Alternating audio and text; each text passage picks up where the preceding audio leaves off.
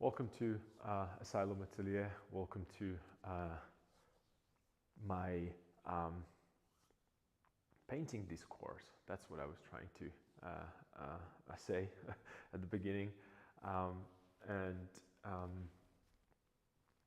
For those of you who watch this video regularly, difficult word for me to say, this is going to be nothing new.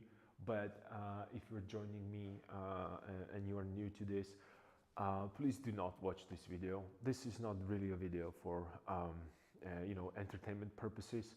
I have to use this disclaimer every time because I strongly believe that these streams are beneficial only if you work alongside with me.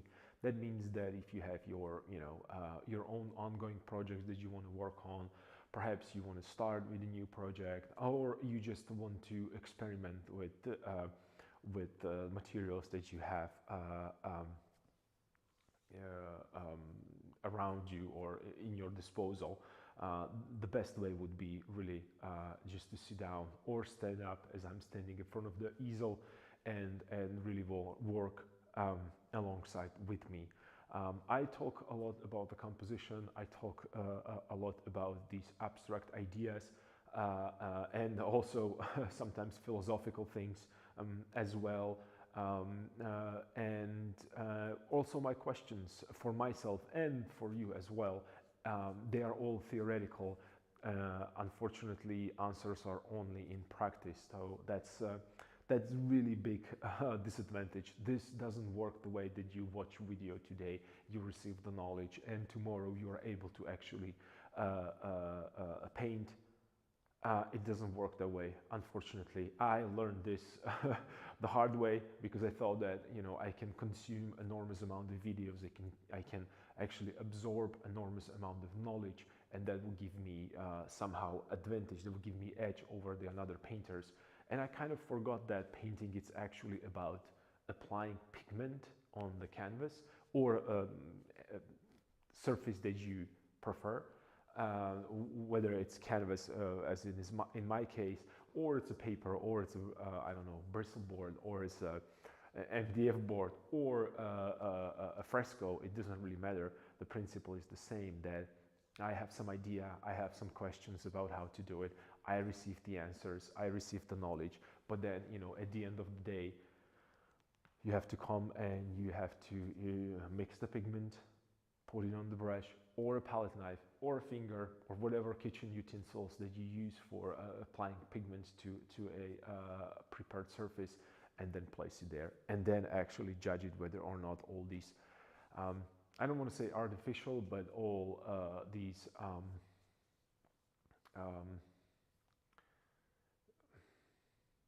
what are those? Those are not artificial ideas.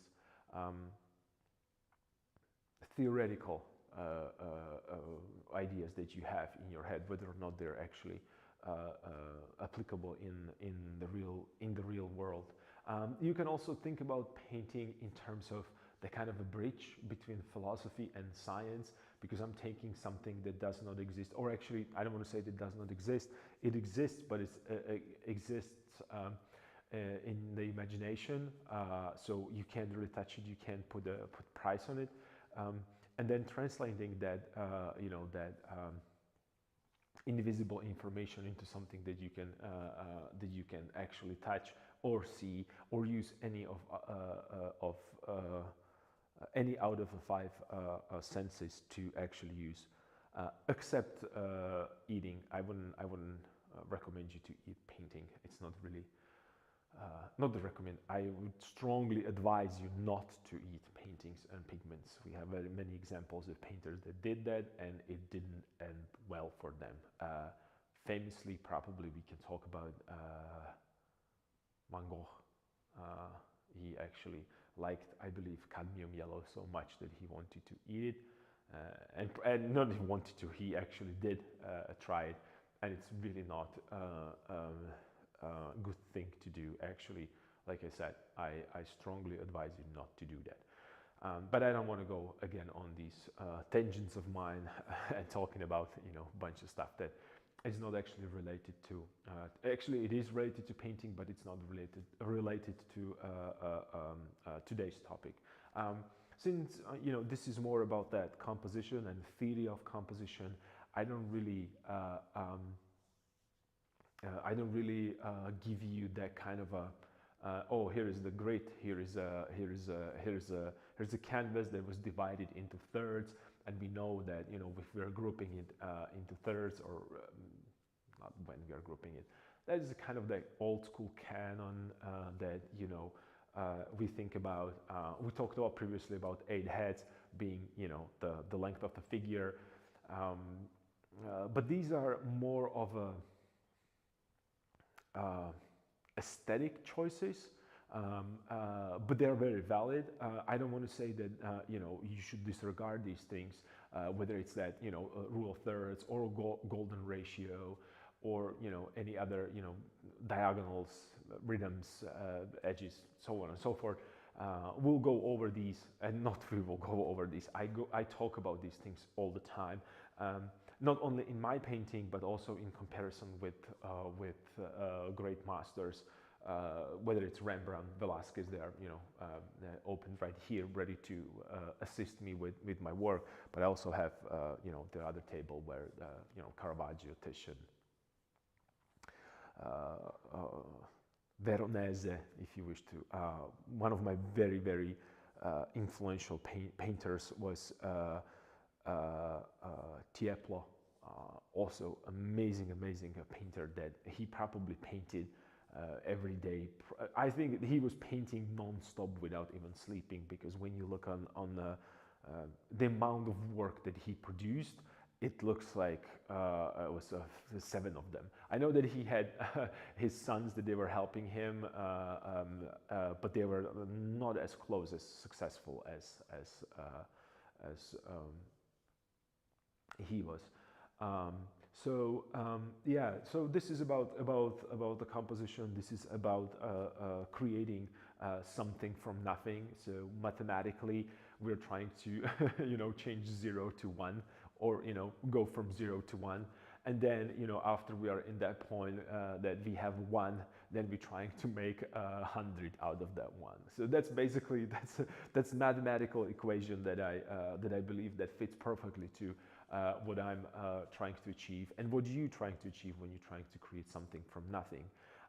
It can get really depressive, it can get really lonely, you can get really narrow down and focus to one specific small area, and then you can lose the track of everything that's happening around with your painting. So just having this kind of a conversation, this discourse about painting and composition and techniques and ideas, designs, trends, canons, it's very important, not necessarily from that, like I said, educational point of view, but also reminding it to yourself every day. It has to happen. It has to be your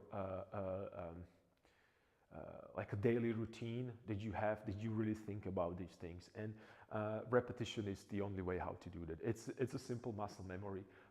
The same way how I learned how to write, the same way how I learned how to I don't know, play a musical instrument, the same way I have to really learn to go through the checklist of I don't want to say rules, because these are not rules. I don't even call them guidelines. I would refer to them as safety net. That's that, that in digital Control Z, or some previous layer, or safe that you have when you play video games. So that's how I, in theory, that's how I think about rule of thirds, or the golden ratio, or name whatever technique they use. And it's not only about the composition, it's also about I don't know, constructing figures, right? You have how many, like I feel like every week I come across a different YouTube video that describes how easy it is to draw a hat because you have, you know, one third of this, one third of that, or one half of that, or one quarter of that. That's all true. You can do whatever measurements that you want, and the proof is in actual paintings, because we know that let's say Rembrandt approached the painting and figure for that matter differently than Velázquez, and they both are completely different than Titian, which is incredible to see. All of these methods, they have merit because they are all powerful, and all of them described something else. All of them communicated on some level with the viewers, you know, I'm talking about these, you know, heavy hitters: Rembrandt, Velázquez, Titian, Caravaggio, right? But we can apply this also for just the regular painters that no one ever heard about. It's just the sum of these guys really pushed the limit. Rembrandt especially, Velázquez, you can talk about Delacroix. It's very influential, and for me personally. And interestingly, I like the ideas of Delacroix, but I don't think that his paintings are as good as Rembrandt's. And this is not that they're not. I think, well, let me rephrase it. I'm going to take back everything that I said. So I don't want, because sometimes I'm forgetting I'm talking to a camera, like like it knows all the background and every thought that I have in the head, and that's not true. So I think that Rembrandt and Delacroix are equally good painters in their eras, and I shouldn't compare them next to each other, because that's impossible. They lived in a completely different eras, yes, but also you know, the mindset of people, you know, the and not only the mindset, there is also an improvement in technology that really it's closely related to painting as well, in terms of that no matter what new technology we have, that they were adopting it at that time, right? So I heard the arguments about, well, you shouldn't use digital mediums if you're a painter, classical painter with oil. I don't even, why not? Why not? If from history, if we just really look in the history, we know that these people were pushing these boundaries. They were actually inventing things to get better. They were experimenting, and this is what this stream is about. I want you to do here as many mistakes as possibly can, and I'm going to do mistakes, because that's the way of progress. And I wouldn't even necessarily call them mistakes. These are the ideas that you have to test and try and see whether or not they're working. And that's important, right? Every brushstroke that I put on my canvas, or mark, or whatever, you know, if you're sculpting, the clay that you add or subtract, if you are, you know, working with marble, it's a test whether or not it's working. And with marble, it's a little bit more daring to test things, but that's why we have these sketches. I don't know if sculptors are calling them sketches. Perhaps they do, where they prepared and analyze things, and then you know, the actual hitting the hammer, hitting the chisel with the hammer. It's just a stone cold execution of things. I know it's a very rudely described, but that's what it is. Thinking about that you're going to be a better writer only because you know calligraphy, you might be, I don't know if you, I think that you're lying to yourself. That's what I think. So yeah, I hope that while I'm you know, talking again about stuff, you are slowly getting ready and with your projects. And just, you know, quick recap to what I was working yesterday or past couple days. I was trying to really set things into motion in terms of the another stage with this painting. You know, you have the preliminary part when you are just adjusting things and drawing and, you know, sketching and so on and so forth. Then, you know, this is a fragment from the larger piece, right? So I'm trying to really figure it out and test certain techniques and paint applications and feels and movements with the two main characters, which they are the focal points of that. And then right now I'm in the stage that I was satisfied with the position, I was satisfied with the movement for the composition, and everything was kind of in that very Delacroix style of, you know, kind of overcast. And some of you even pointed it out that, you know, it looks like everything is in a kind of a gloomy day. The idea behind that is that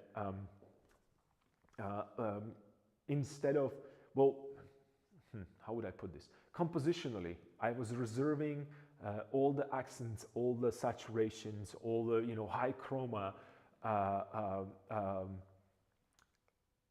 in the reserve as a compositional adjustments rather than just creating a form with it.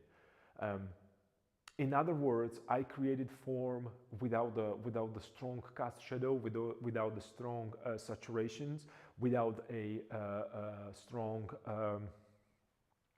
value shift, only as a wireframe or mainframe or underpainting, you might even call it that way, to support the idea of then the movement for the composition, the actual thought behind why this painting actually exists, the idea of that emotion, the idea of actually journey, rather, I should say. And these are all very valid. These are all very, very valid ideas in terms of well, in the whole scheme of that theoretical part of a composition. And unless I really test them and unless I really see them, they just do not exist. Those are just theories. And this is the fragment from the larger painting that I'm trying to actually see which one of these theories works for me and for the composition and for the message that I want to communicate, and then also which theories are not going to work and need to be left behind. Not completely, you know, I'm not going to erase them completely, because perhaps there's going to be another painting in future that might actually need some of these experiments that I did with this painting. And you can see it especially with that bad painting Friday mistakes that I was making to show you how important these experimentations are. Right, I think that's enough for the introduction. And also, I forgot to mention as a disclaimer, I sound nasally. It's annoying. I know, I apologize, but that's just a virus that, you know, it's all around the area. Everybody is sick. Schools are being closed because, you know, everybody have a one way or another, you know, any kind of flu that's possibly there. So my apologies. It's not only my voice. My face is also, you know, kind of a puffy, swollen, and, you know, my skin, it's irritated and itchy. So yeah, that's that. And trust me, the chemicals that I use are not helping. Okay, I hope that you're ready. I hope that you prepare all your. I have some guys already here. Yeah, thank you for for the support with the painting. Same goes to you as well. I'm here struggling as much as you do, even though it doesn't look that way, because you know this is after all this is a television for you in some way. But trust me, there are no hidden people that would paint for me this painting. I'm trying to paint as much as possible during the stream, so you don't miss anything, any mistakes. Even though I wish to put even more time into this painting, then I might actually extend or start streaming sooner than this is, so I can, instead of 4 hours putting into this, maybe put 8 hours. That's something actually that you remember I talked about one of the masters from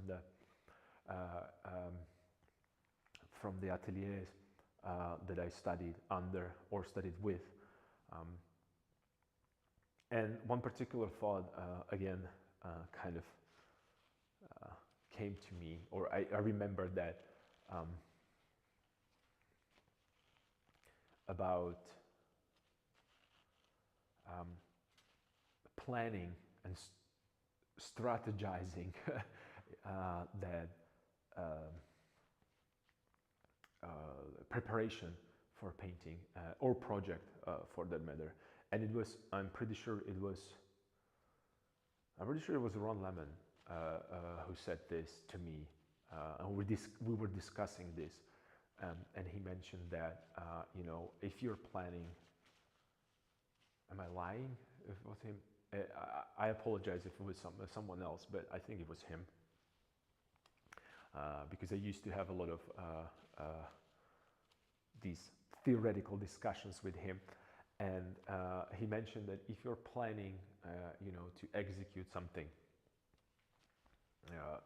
and you think that you can make it in within 2 hours, double that number and then double it again, and that's the time that you need to execute it.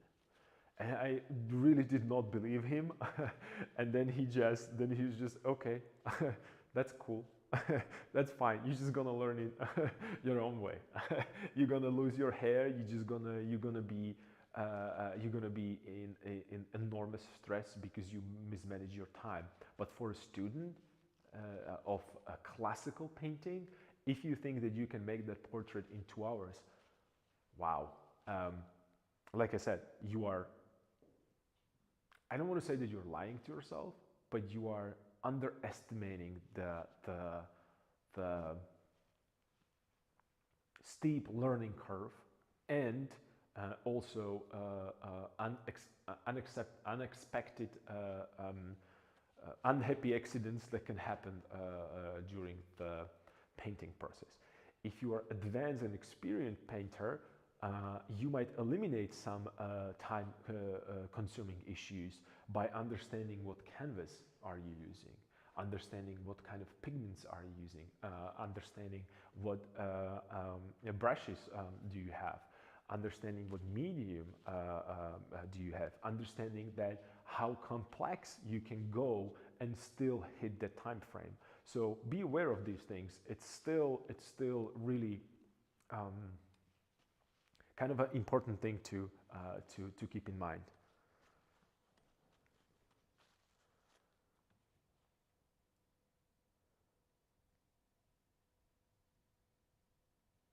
Well, that's exactly what I'm talking. You don't know. You don't know why is it that when you have. Well, I think it's all linked to your experience. If I'm going to eliminate and I'm going to assume, which this is just my assumption. So you have to change these numbers a little bit to fit to your specific situation. But if I know that I have a commission, and you remember I told you Monday I wanted to start with that portrait painting, commission portrait painting, large scale portrait painting, full figure. I am week behind. I don't have a canvas. I don't have a stretcher bars. I don't even have a sketches I didn't go and resolve the problem with the costume because I still don't have it. I don't have any other elements that the painting is supposed to have, and I still think that I can make it in a month. And I have to tell you, if I'll finish it by the end of November, that would be a miracle. That's going to be a miracle. And I will probably, the only reason why I'll be able to accomplish it is because I'm going to put everything else on hold, that, including, taking care of my health. That means, we're going to exercise, or, having that, proper home cooked meal, and so on and so forth, only because that's going to be so many problems. The first problem is going to be that I'll go to a store to get the large size stretcher bars. I will get there and they will have everything except what I want. And that's going to be out of stock. We're expecting it to arrive next month. I'm 100% positive that this is what's going to happen, because it's me, and it's not only me, it's a Murphy's Law. So that would be epic fail. And in that moment, instead of me having a pleasant trip to Vienna to buy stretcher bars, then go to museum, have a cup of tea and go back home, it's going to happen that I'm going to be stressing and recalculating and remeasuring everything in the store. That means I'm not going to a museum, I'm not going to have a pleasant cup of tea. I'm going to be under the stress. My nerves and my that imposter syndrome is going to kick in, and yeah.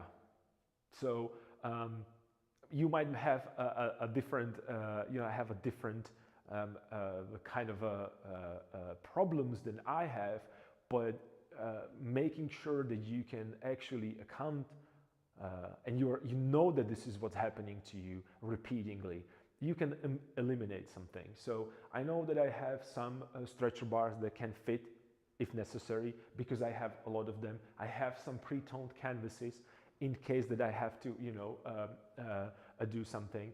And these pre-toned canvases are happening randomly, because I was cutting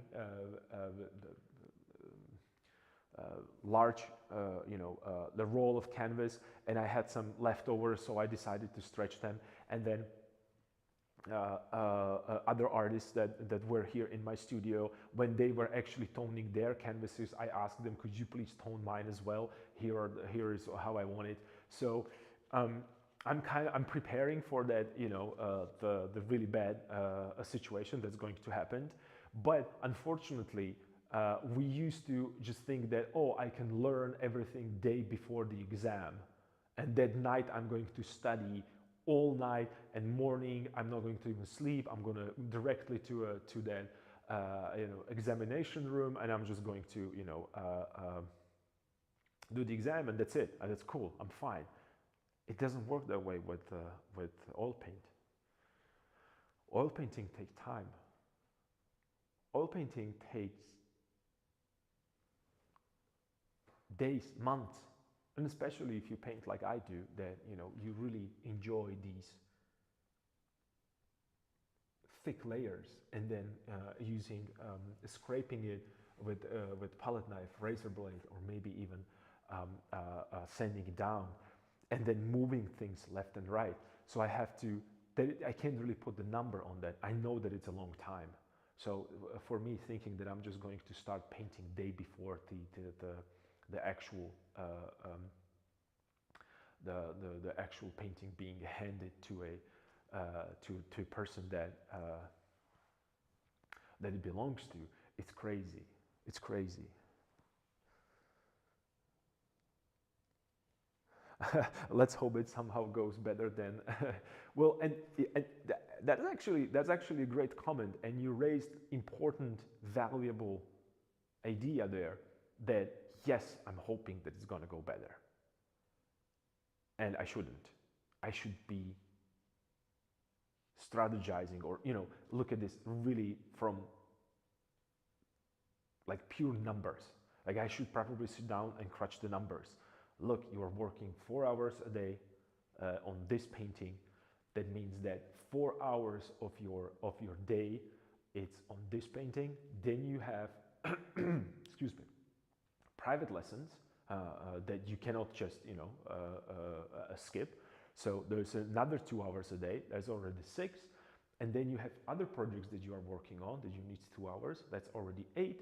And working 8 hours, not accounting for rest, for procrastination, for food, and then also that the fact that I'm sick right now and I don't want to do things that are absolutely vital for me to survive, and thinking and hoping that something's going to change tomorrow. That will be that's my personal problem. Yeah, that's my personal problem. And if you have the same feeling, learn from my mistakes. That's all of what I'm trying to say. Learn from my mistakes rather than experience your own.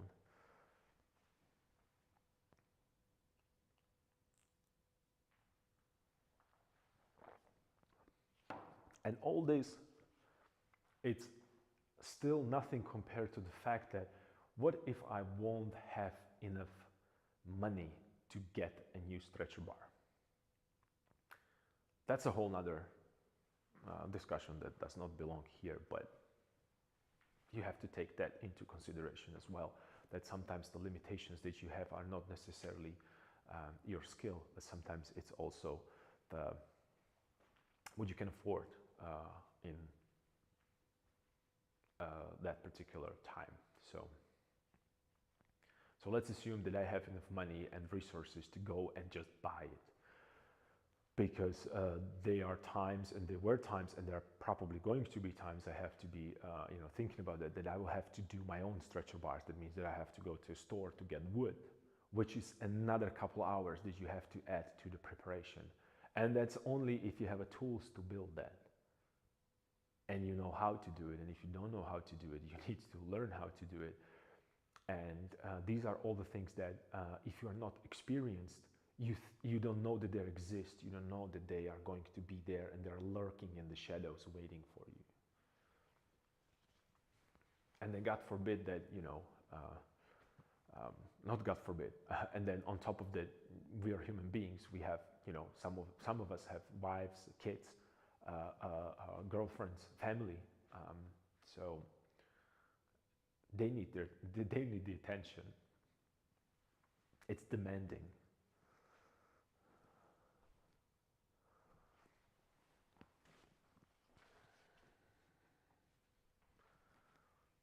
And the worst part is that, not sometimes, you can't just come to a studio and turn on creativity. It just doesn't work that way.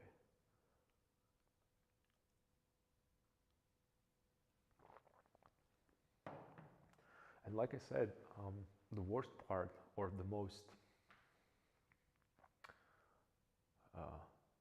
destructive perhaps, is that having painting.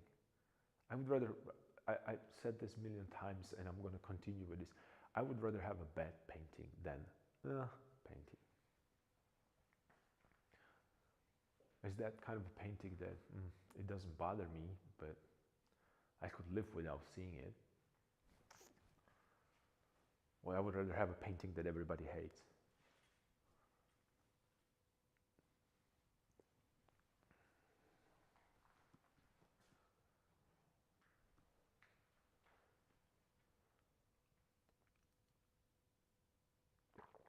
But again, this is all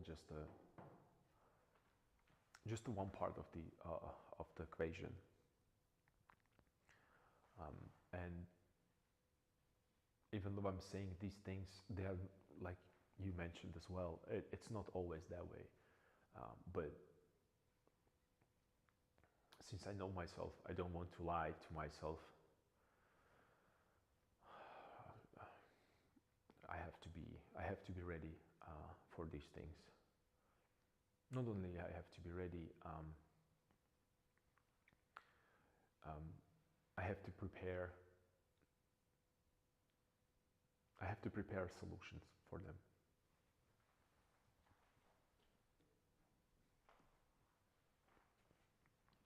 So only right now I understand. Actually, that's how I started with this topic. That if you think that you're gonna make it in 2 hours, double that time, and then double it one more time. Instead of thinking that, oh, I can start tomorrow because I still have 2 days to finish, you should be thinking about, oh, I should have started yesterday because I have only 2 days to finish.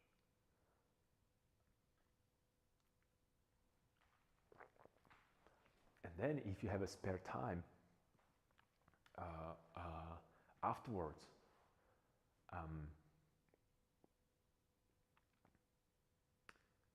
that's such a great feeling. I remember this from the exhibitions that we do at the end of the semester in the academy. I remember that one semester was so good. I had everything done. I don't know, maybe week before actual exhibition, and I was walking through the halls of the university, of the academy, like I was on, I was like I was 5 centimeters above the ground. That's how uplifting and easy and light everything was around me, compared to that pressure that other students experienced.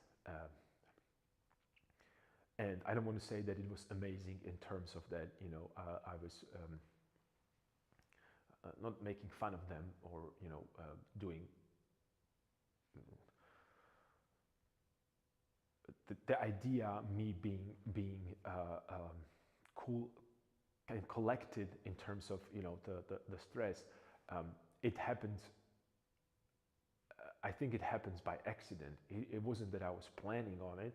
It happened by accident. Somehow everything kind of lined into that moment that I have everything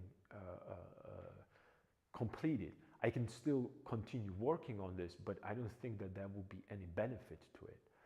The only thing that I was still continue working on was a major composition. But it wasn't necessarily that I was adjusting composition itself. It was just, improving. Same thing that I'm doing right now, improving and conveying even more of that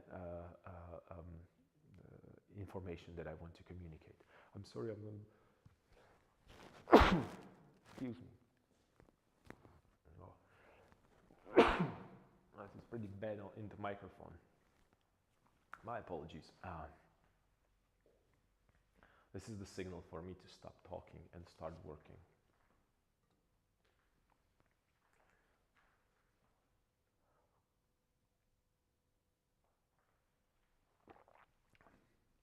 So should you, everybody that is watching, keep working, guys, while I'm just walking back and forth in front of my painting.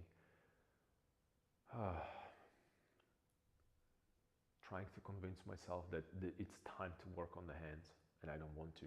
So let's do it.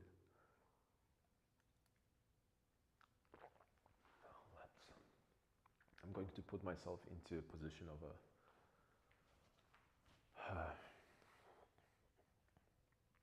do what I preach instead of what's that saying in English? Do as I say, not as I do. I'm finishing up my lunch and then I'll start working. Okay, all right. Okay. I hope that you are enjoying your food. And actually enjoy your food. Bon appetit. For all of you who are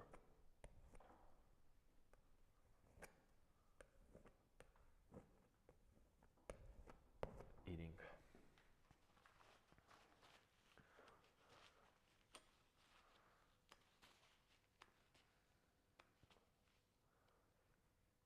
So yeah, let's work on forearms and hands.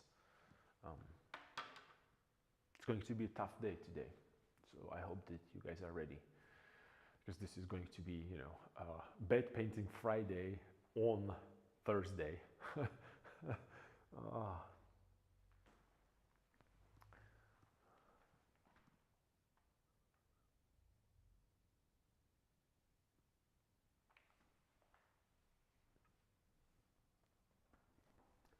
This is kind of okay.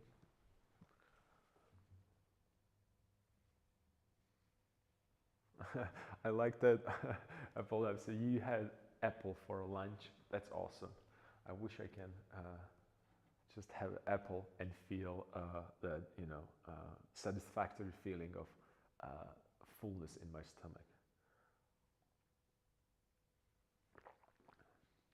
Apple in my stomach, apple in my empty stomach works only like a provocateur, I would say. Provocateur. I don't know. It's just like, you know, it's just starting all the trouble.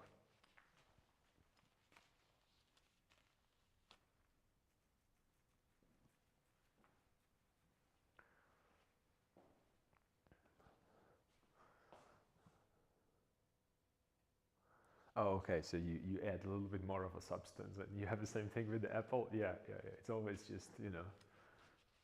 Um,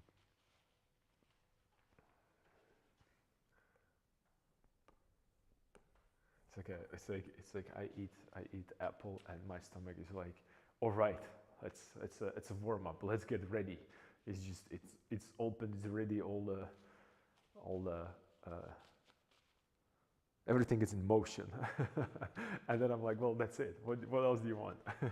It has enough nutrition, it has enough calories, energy, sugars, everything. So you should be, you should be just, you know, working. All right.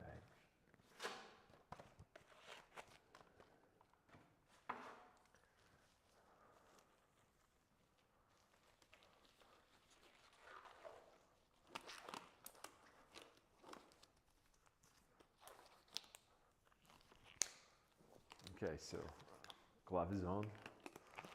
It's business time.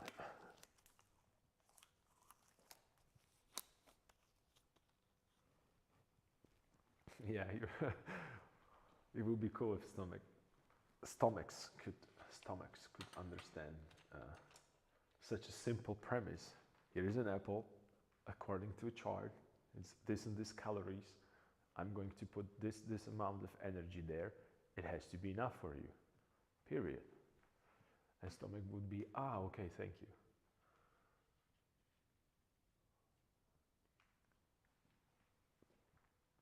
So hands, forearms.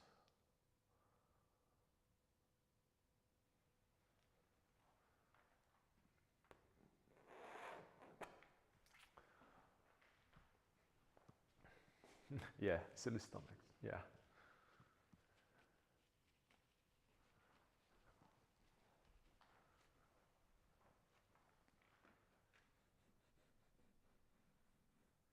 Okay, this is fairly dry, so let me just oil it in a little bit.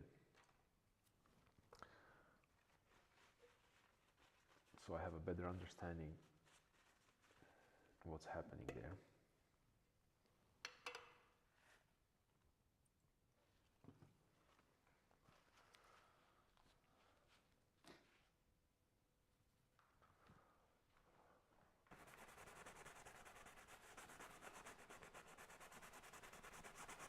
Oh, pretty much the same, okay.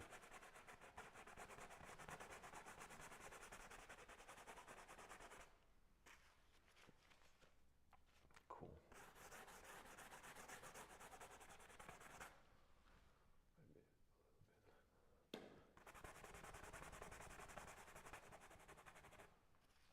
Why did I?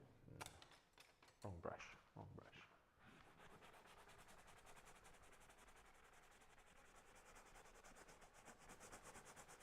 See, what did I say? I started and I started with the wrong brush. Crazy.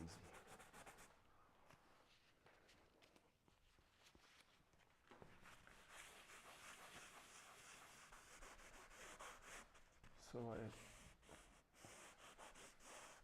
oiling in the area where I will be working right now.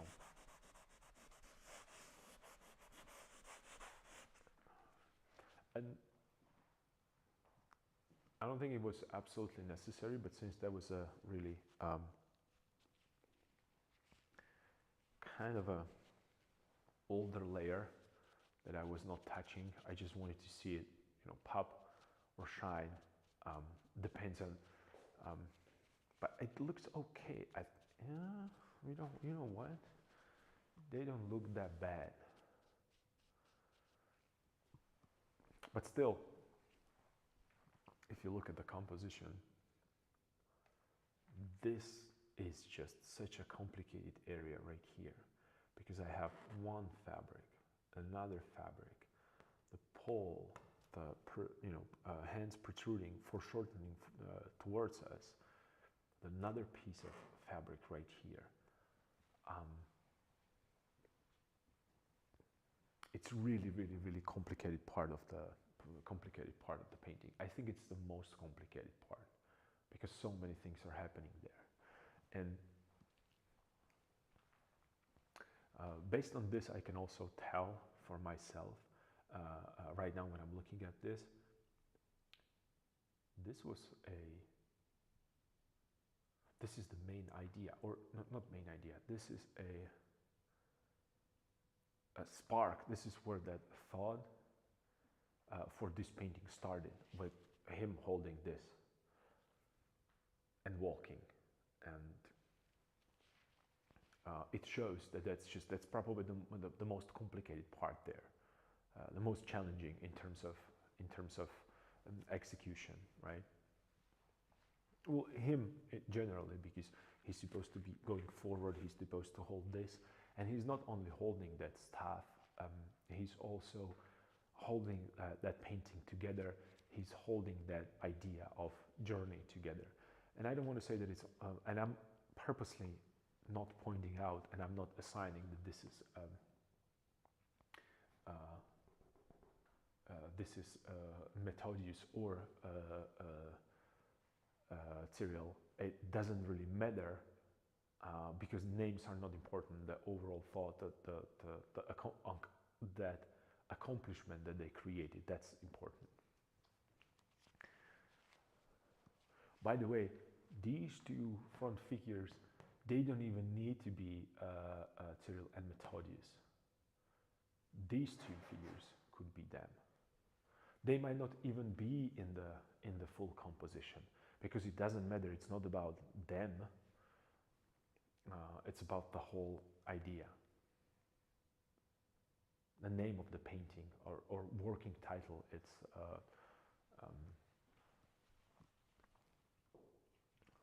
Cyril and Method or Methodius.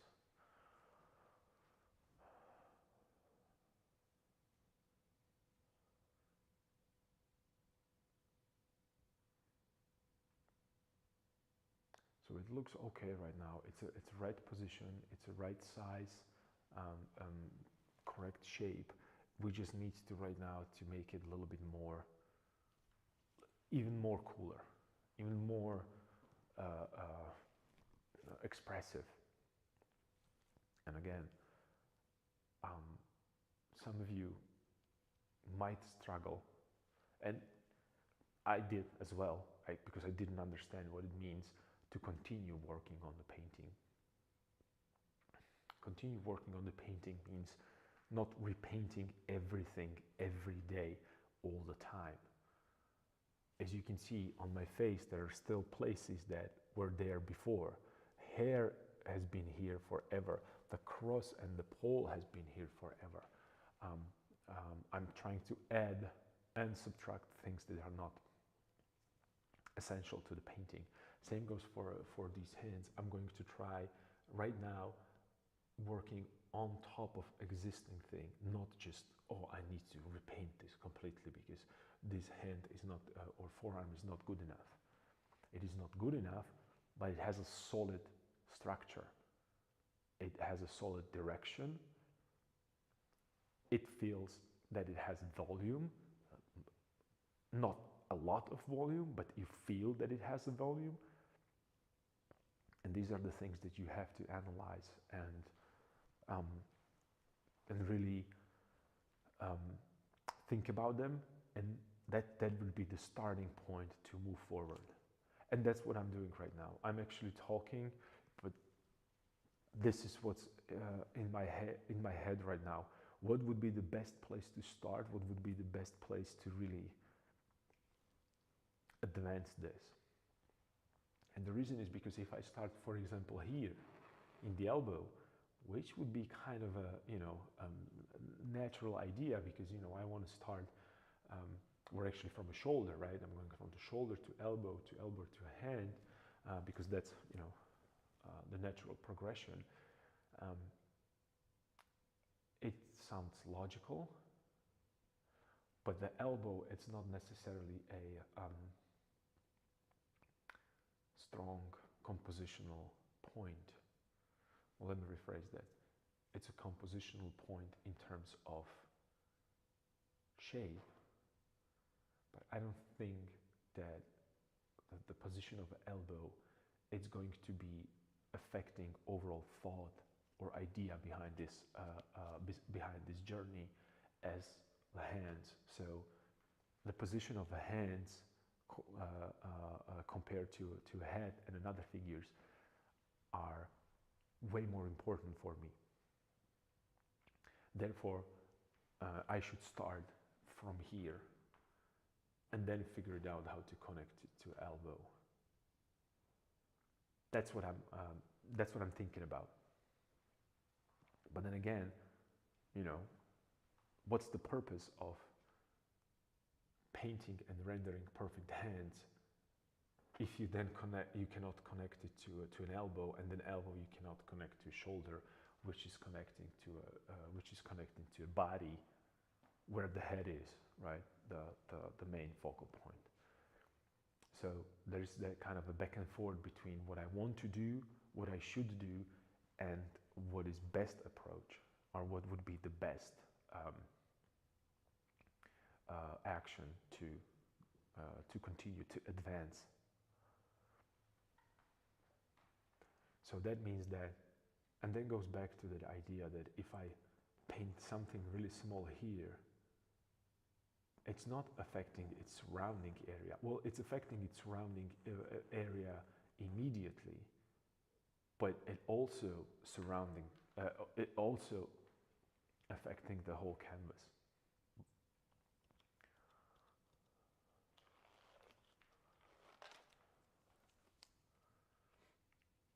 And then again, this is experimentational painting, so I can do whatever I want, but it's not like I have nothing else to do, so I'm going to do just the random brush strokes. Those mistakes are always, they have a purpose.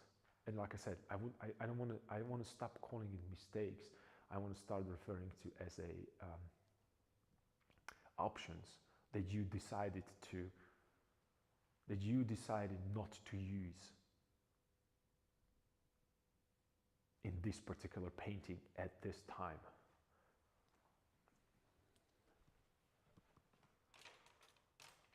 You see how quickly painting gets too philosophical.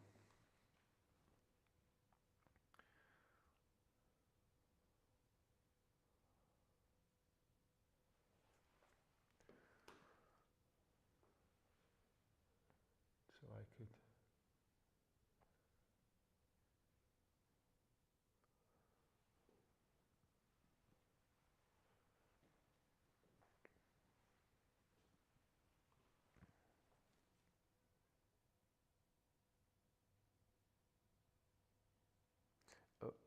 you like it? Okay, that's awesome. That's awesome that you like it. Well, then,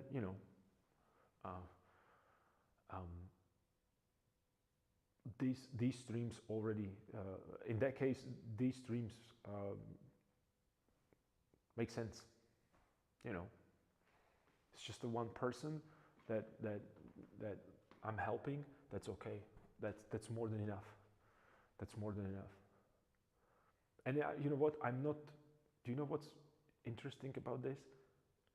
I'm not saying anything that you wouldn't already know. Just that feeling that other people struggle with the same problems that you do makes it a little bit more bearable, I think. And I'm going to be here. I'm not going anywhere. So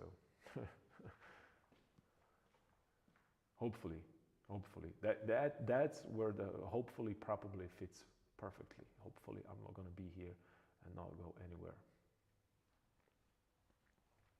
I appreciate your support because you know, like I said, sometimes you're alone in the studio, and you know, you're thinking all these crazy thoughts, starting from, you know, that imposter syndrome all the way to that you are not worth to, you know, you're not bringing anything to society. You don't generate income, you know, or you're wasting your time spreading literally dirt around a piece of cloth that is stretched on a piece of wood. Because that's how far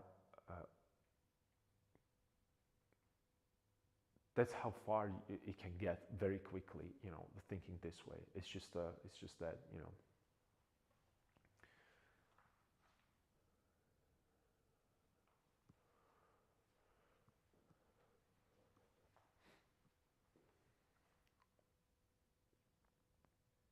and I can see how the intensity of light is changing and shifting.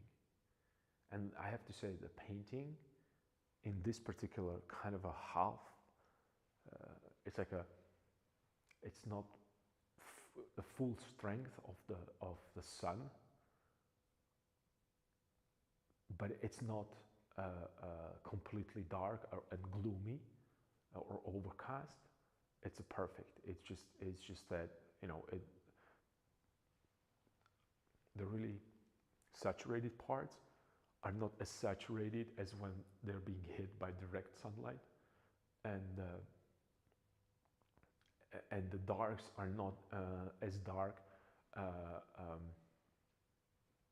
as they are when it's getting darker and darker, and it creates a nice kind of a balance between and kind of harmonizes it pretty well, actually, surprisingly well in this lighting condition.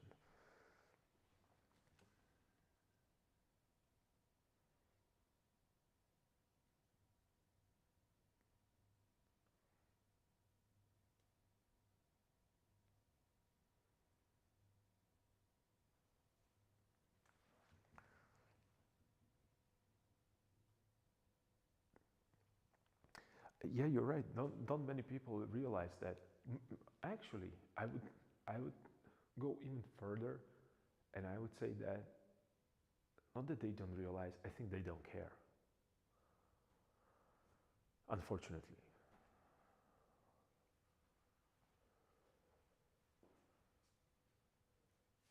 sometimes I have a feeling that they don't care. Not because they're not caring people, but so many things are happening around us that really,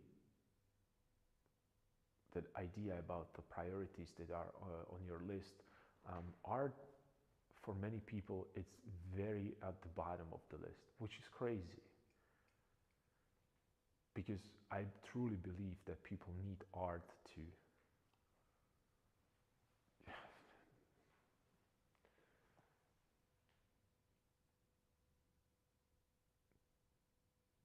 experience their own creativity through the painting, for example. Because my paintings are really annoying in terms of, if you come to my painting and you don't get, if you come to my painting and you're looking at the painting and you are not willingly participating with in creating that story, that journey, a painting is not going to give you anything back. So it's a dialogue between me and the viewer, and not even a dialogue. It's that exchange of feelings, you know, which is Because we all know that we can't really express everything with words. That's how it is. Plus, painting and imagery, it's probably the oldest source of creativity that we have. And right now I'm talking about caves, the cave paintings. It has been around thousands of years.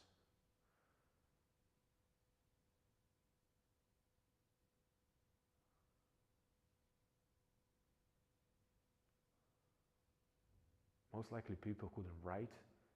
Perhaps they couldn't even talk. Maybe they have some music, maybe they have some rhythms. We don't know that because they didn't record their songs. They didn't record their language. We haven't seen any written words. Maybe they were talking to each other. We don't know that, but we know, because we still can see it, that they were painting. So they were exchanging this information visually.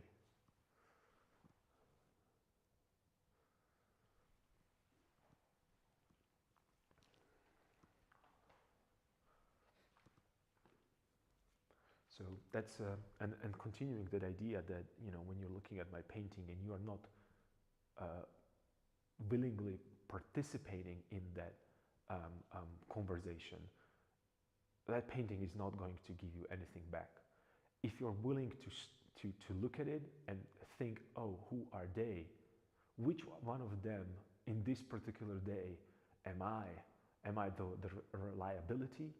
Am I the one that is holding everything together?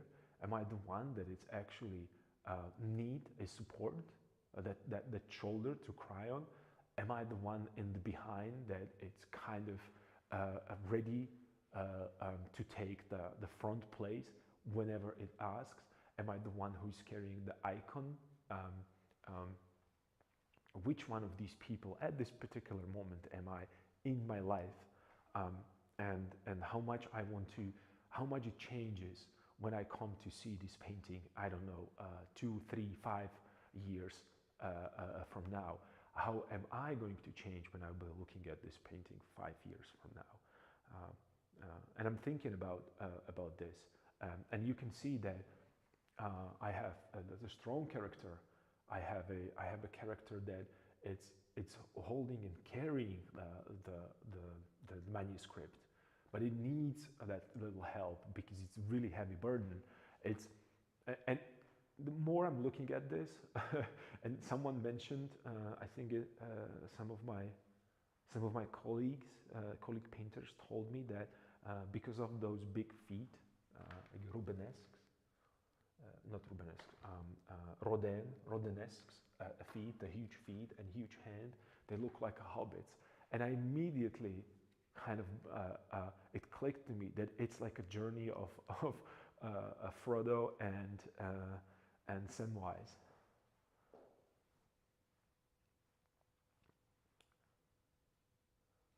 And you know, I'm talking about Lord of the Rings for those of you who are on the Twitch and don't know what Lord of the Rings is, which I think it's more like an oxymoron at this point.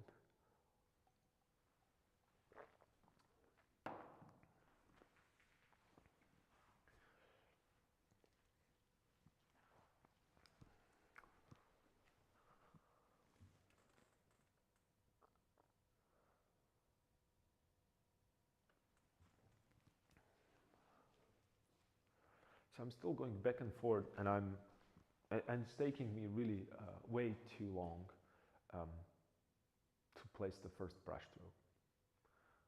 But trust me, the moment I put it there, it's just gonna go. It's gonna be a landslide. But the only reason why I'm reluctant to move towards the hands is because of the reliability. And speaking of, you know, the characters, how I feel these days, I'm this guy in the back, the menace. That's how I feel at this stage right now with this painting. That's why and that's why I even covered that, you know, the mouth a little bit. And if you remember, I was talking about that this guy looks suspiciously like I do, suspiciously close to how I look.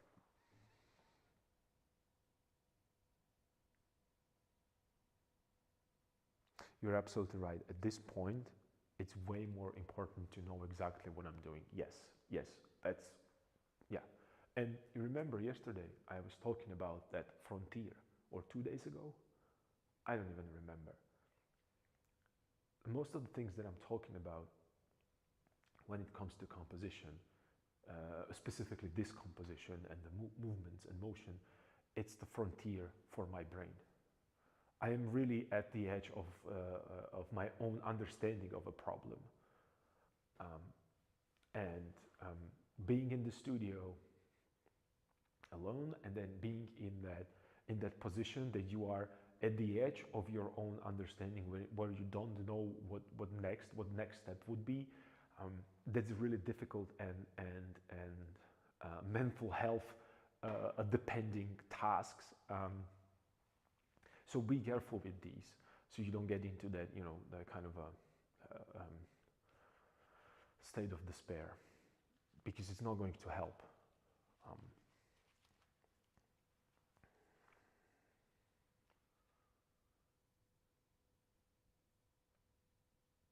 Yeah, I should probably correct these angry brush strokes that I placed there, just to unify it, because the problem is that whether or not you believe it, these harsh marks, I don't know if they're visible on that on the camera, these harsh brush strokes there in the corner and around his head, they are completely misplaced, and they're fighting for my attention.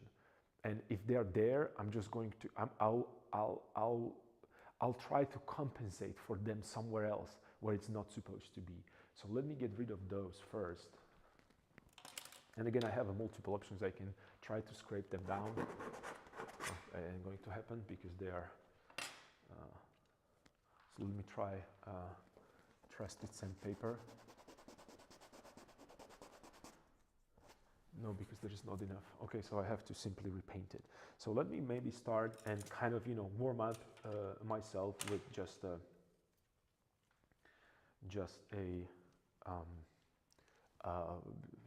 figuring out the background a little bit better, and then let's see what's going to happen from there.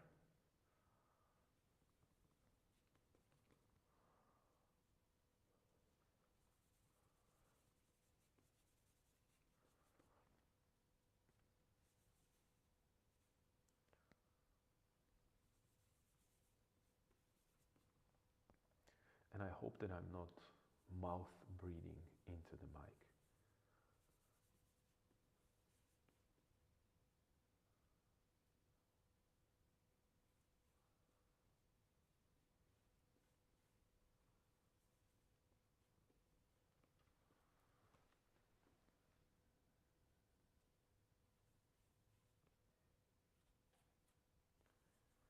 And instead of just matching exactly the pigment that I have there, I'm starting with the hue, color, and saturation that I like to look at on the palette. I don't know if it's going to work, maybe not.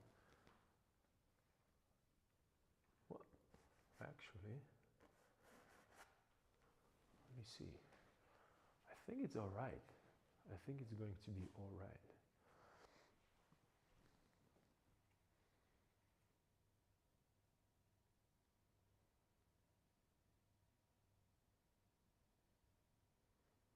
This is actually, I'm going to read this out loud from the comments. I am amazed that you keep on going. I usually call it at this point and move on to the next painting, simply because I didn't want to ruin it by overworking.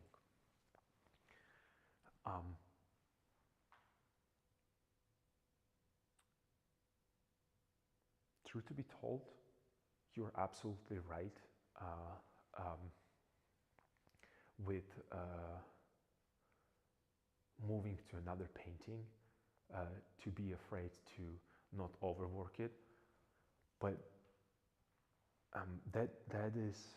that's a part of that.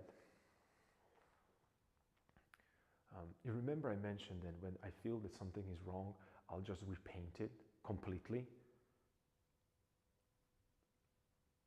This is not that stage of repainting it. And if you check previous videos, like on YouTube, like really, really long time ago, like somewhere around that, I believe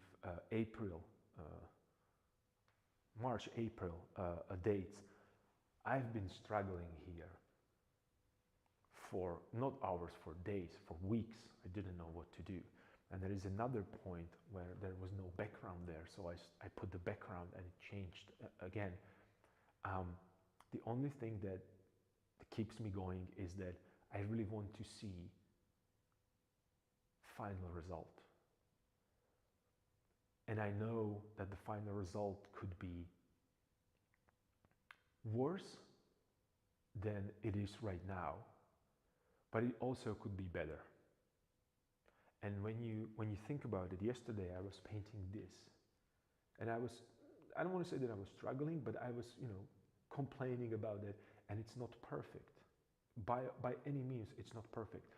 Today I didn't go directly into it only because I wanted to leave my brain to rest a bit, to let it be, let it sit, let the paint do what it's supposed to, let it just maybe sink in a little bit, to see how all these pigments are going to, in terms of Bob Ross, let them have fun, let them be friends together for a while, to see. It's like when you're cooking and you have stew and you put everything into the pot, or you are marinating. So I'm marinating this, keeping it as it is, and I decided to focus on something else on the side, only because at this point I think it would be way more beneficial than starting to be here again, because then I would start overworking it. The fun thing is, and you can see it in this area, it was overworked, and I simplified it with thick brush strokes. Instead of, when you look on Velázquez or when you look on Rembrandt, they go immediately into that simplification because they already have been into these complicated, perfectly rendered parts. And instead of going there, they have this imagine in their head. They burn that kind of a invisible picture there, and then they just take a brush and just place the brush stroke, the final version of that. I cannot, so I first make the overworked version of it, then I step back, and when I'm looking at it, I can feel that it's like, it's overworked. You remember I mentioned that it's really bad for the realistic painting, and it's really bad that kind of impressionistic painting. So you are in that no land between that kind of that in the movie Amadeus, that's that very famous scene there about mediocrity, and that the painting right now is in the stage of mediocrity, complete mediocrity, but that mediocrity is a great place to start painting on top of it. For me personally, I wish I'm in the stage of my life where I can just grab the paint and start immediately, because I already pictured how it's going to look. So think about that you want to move to another project. You're absolutely right, but if you're moving to another project, can you go back to previous one? Can you push yourself and take the knowledge that you have of previous one and adjust and create something even better?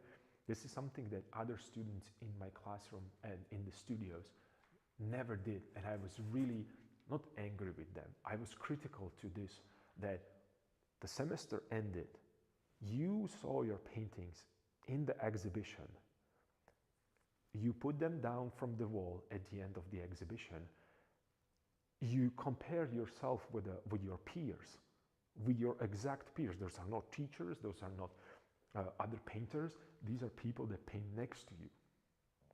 They have same condition that you have, They have exactly the same amount of time to execute this as you did. I hope that I was always hoping that they compared it, they came home and advanced on top of their paintings. No one from students ever done that, no one. Me, that painting was actually exhibited, the one that it's on the, next to a door. Which one I'll show you? This one right here, this one. I'm still painting on it. I'm still painting on it, and it was almost 5 years ago. I'm still working on it because I believe that the composition, it's solid, it's sound, it makes sense. In my head, my technical skills was not there. I have a more technical skills because of the 5 years I improved. I'm still working on it, and you know what? On Monday I'll put it here on the easel, and I'm going to talk about how much it needs to be changed with it. And I repainted one of these figures multiple times. So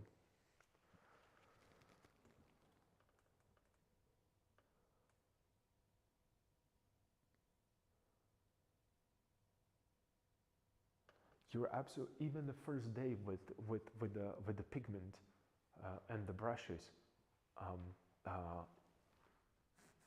after the first day, your confidence is better.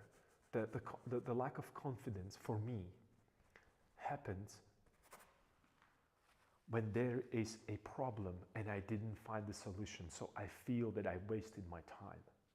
And that kind of a dissatisfaction, or you know, not, you don't have that instant gratification, because we're used to, like I mentioned before, that instant, you know, like I purchased this and they gave it to me. Imagine, you mentioned before, I believe, that why do you have to travel to Vienna to get your stretcher bars? Don't you have overnight delivery? Yes and no. When I'm purchasing a stretcher bars, I have to touch them. I have to inspect the wood. I have to see whether or not that wood was properly glued, or if it has these nooks. Like in the wood, you know, you have these like very hard parts that you cannot drill through. I have to see that if I put them together, I have to look at them if they're not wobbly, because every one of these things, it's going to affect my stretching of a canvas. And not only that, when my canvas is going to be stretched and the painting is crooked, it looks like a, you know, like a,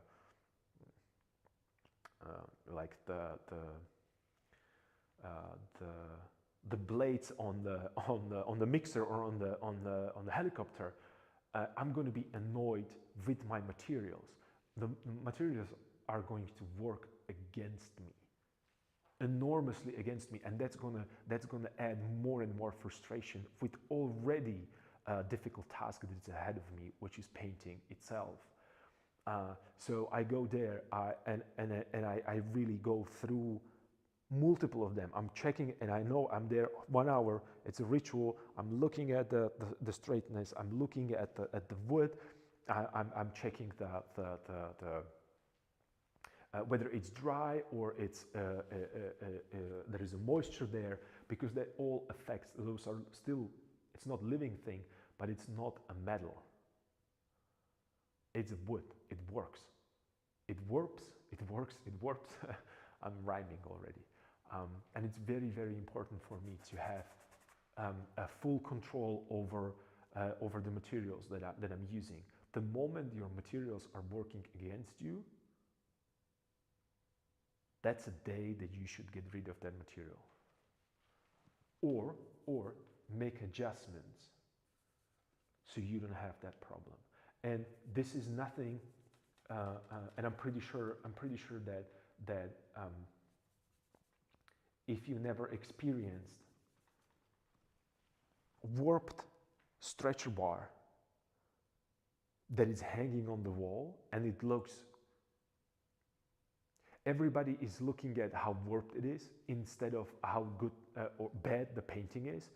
That's just really, really, really wrong a feeling. And I had these, and I saw these with my classmates, and I simply can't accept that. I cannot accept that.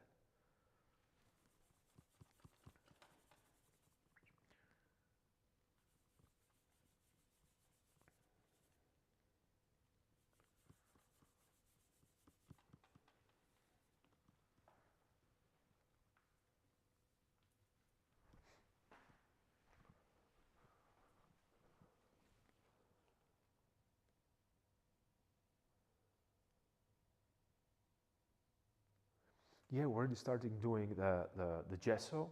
Yes, oil primer. Yes, of course. And trust me, I went through everything that I possibly could get my, to get my hands on. Cardboard, wood, paper, Bristol paper, watercolor paper, MDF boards, using oil primer, acrylic primers, using rabbit skin glue that I actually still use to this day, or I don't know, the synthetic supplements for that. And every one of these, every one of these, every one of these materials and surfaces and paints that you use and applications have, it will give you a certain result. And again, out of experience, I know that canvases can be sometimes, not always, really, like, they have mind on its own, and they're really what would be the word? They are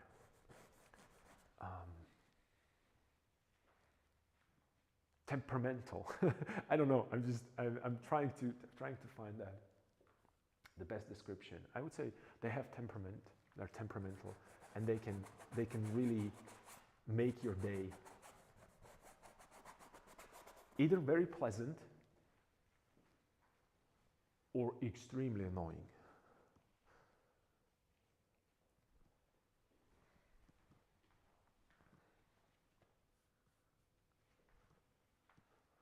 But if you have a commission, I would strongly recommend you not to experiment with commissions. If you cannot handle disappointment.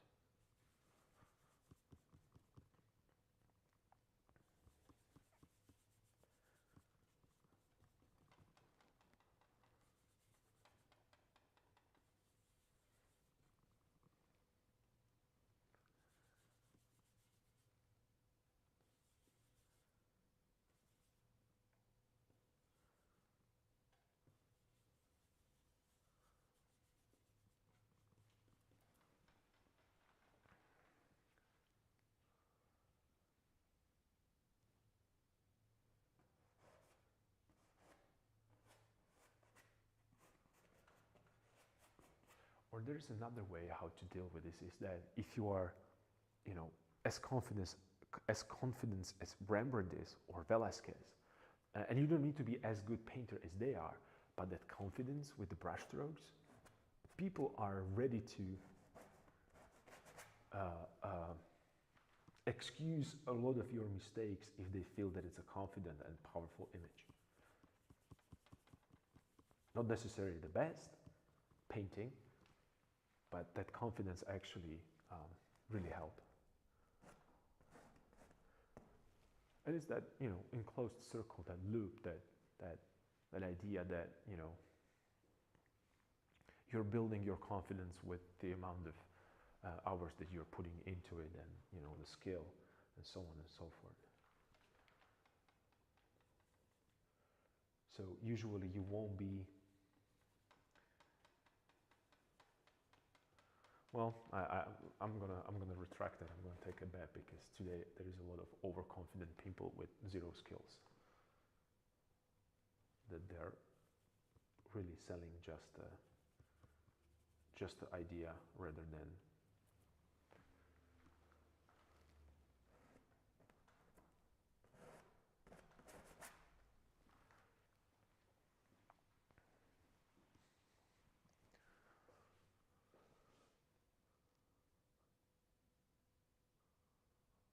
okay, I corrected it a little bit. Right now it's not as distracting. Yeah, just a little bit.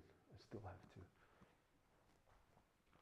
And again, I'm working only on the background, but look at the backgrounds that Rembrandt painted. Rembrandt's background is as good as his portraits. And sometimes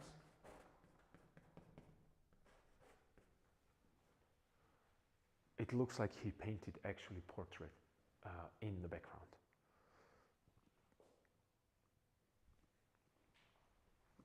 I mean, really, I can't stress this enough that when you look at, forget Rembrandt's portraits, check out his backgrounds.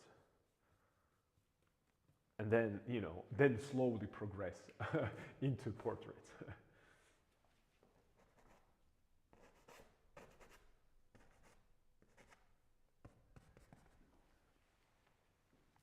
So I kind of adjusted that, you know, blue, very saturated blue marks only to kind of make it homogeneous a little bit more.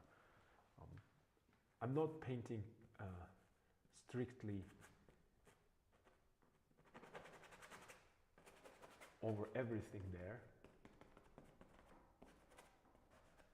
I'm still letting that blueness show through, but I kind of, with another layer that's laying on top of it, I'm kind of giving it that kind of, again, that visual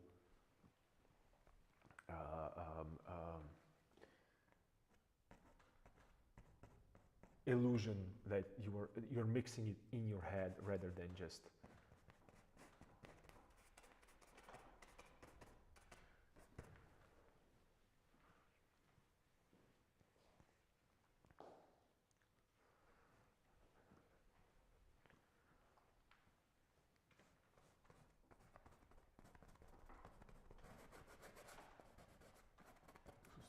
too harsh of a transition.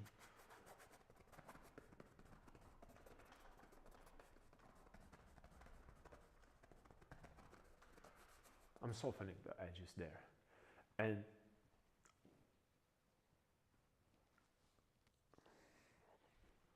there's supposed to be figures there in the background, but I'm not going to put them there because I think that it would break that kind of the curve that I created here. But nevertheless, I'm going to create a little bit of that kind of really in the haze, in the background. So you kind of, I'm going to paint the abstract painting in that background with some resemblance of.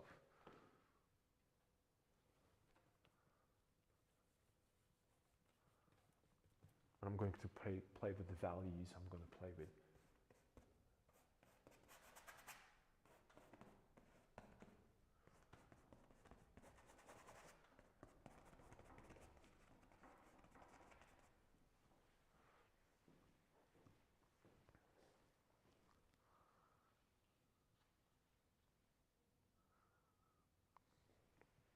So in terms of intensity, right? So this is the most intense part, right here. These two figures, actually the focal point. Then it's this guy. Then are these guys, and then there's going to be another here, right? So remember yesterday I was talking about Velasquez, and he does very similar things. I have a focal point here, and the values and saturations, etc., edges, details, so on and so forth. Then I have him as a second one, and it's here, the second is here, third is here, and fourth is here, all right? So I'm creating that kind of a movement within foreground, middle ground, background, right? So you always have something to explore throughout the painting. And you don't need to think about this as a large painting, so there is a lot of elements. Think about this as a one shape against another shape, against another shape, right here, against this shape in the background. And it could be the thing that I was talking about with the cherries previously, with the cherry tomatoes. I have a small tomato, the big tomato in the front, and then I have a two in the back, plus background, plus foreground, plus the plane that they are sitting on. the same thing with, instead of foreground, middle ground, background cloth, I have people. But the principle is the same.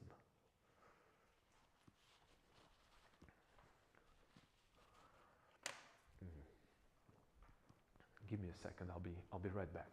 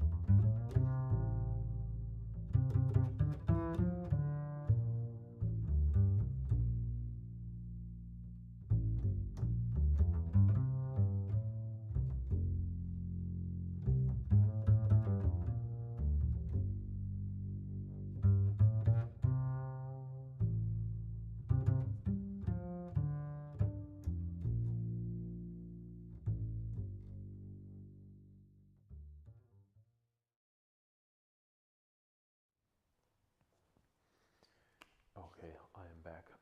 I just went to get a little bit more of that hot water for the tea.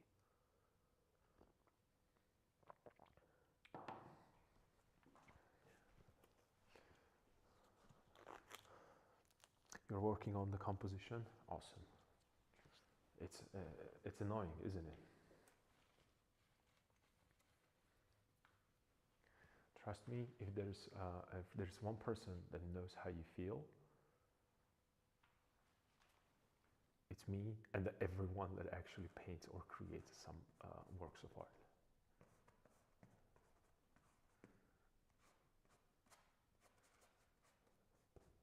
So you're not alone there.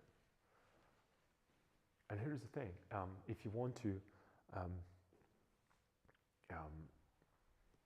on the website there is an email address.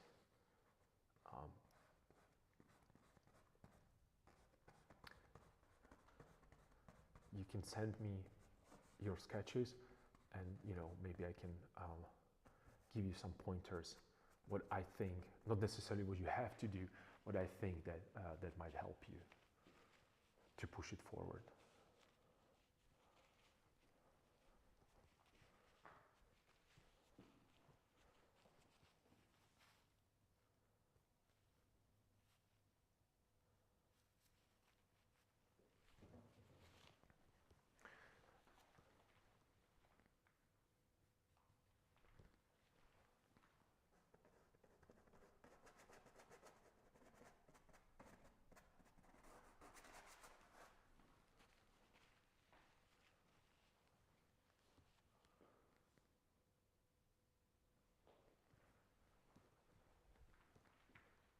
When it comes to composition, in my own experience, um, and I have a lot of bad compositions, trust me. Probably I should start showing them a little more. Um, um, what I was trying to say is that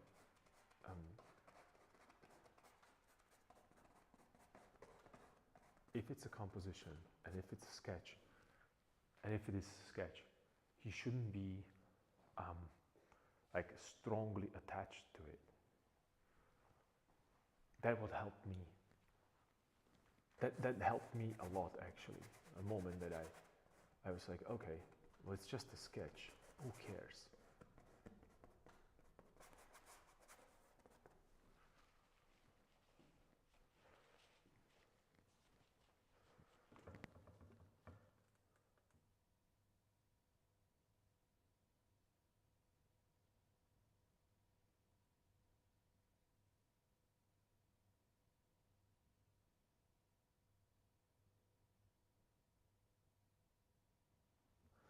So you're having with a composition, you're having with the, I'm just going to read your comment. I'm having troubles coming up with a nice hand postures to get it flow together like O. I haven't seen your composition. I'm just going to go on limp right now, and this is take it as a how would I put this?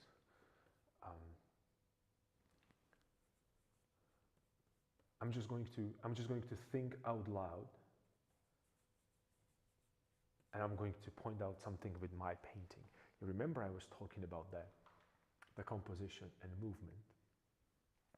What if, first what I would ask myself, what if the hands are not the problem? What if everything around hands, it's not creating that feeling of that O shape or circular motion, right? That would be the first thing that I would ask myself.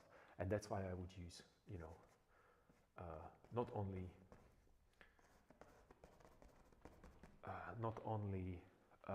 mirrors, but also I would take a picture. I would, put it into a digital software.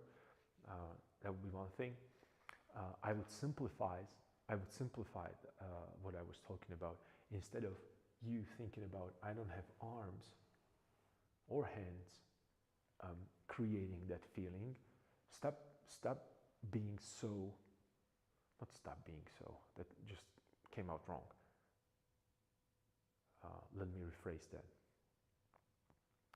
What would you say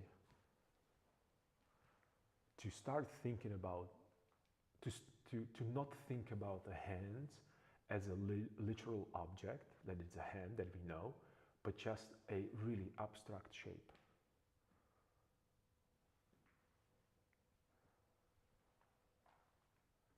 Right? Because when I think about arms in the literal sense, I'm thinking about the motions, the positions, the anatomy, I don't know, the muscles, and so on and so forth.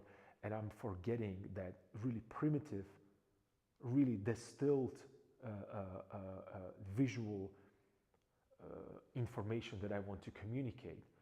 Hands are just a that mosaic that I was talking about, that abstract art, the abstract elements that they are combined the way that it looks like hands. And remember, I was talking about that it's not about light and shadow, it's about black and white. So I would use only these two things, and I would try to come up with the idea that I might have, I don't know, if it's a hands, I assume that it's also a body. So I have something that actually goes through the hands and then go out into that circular motion, the other elements that would support that idea.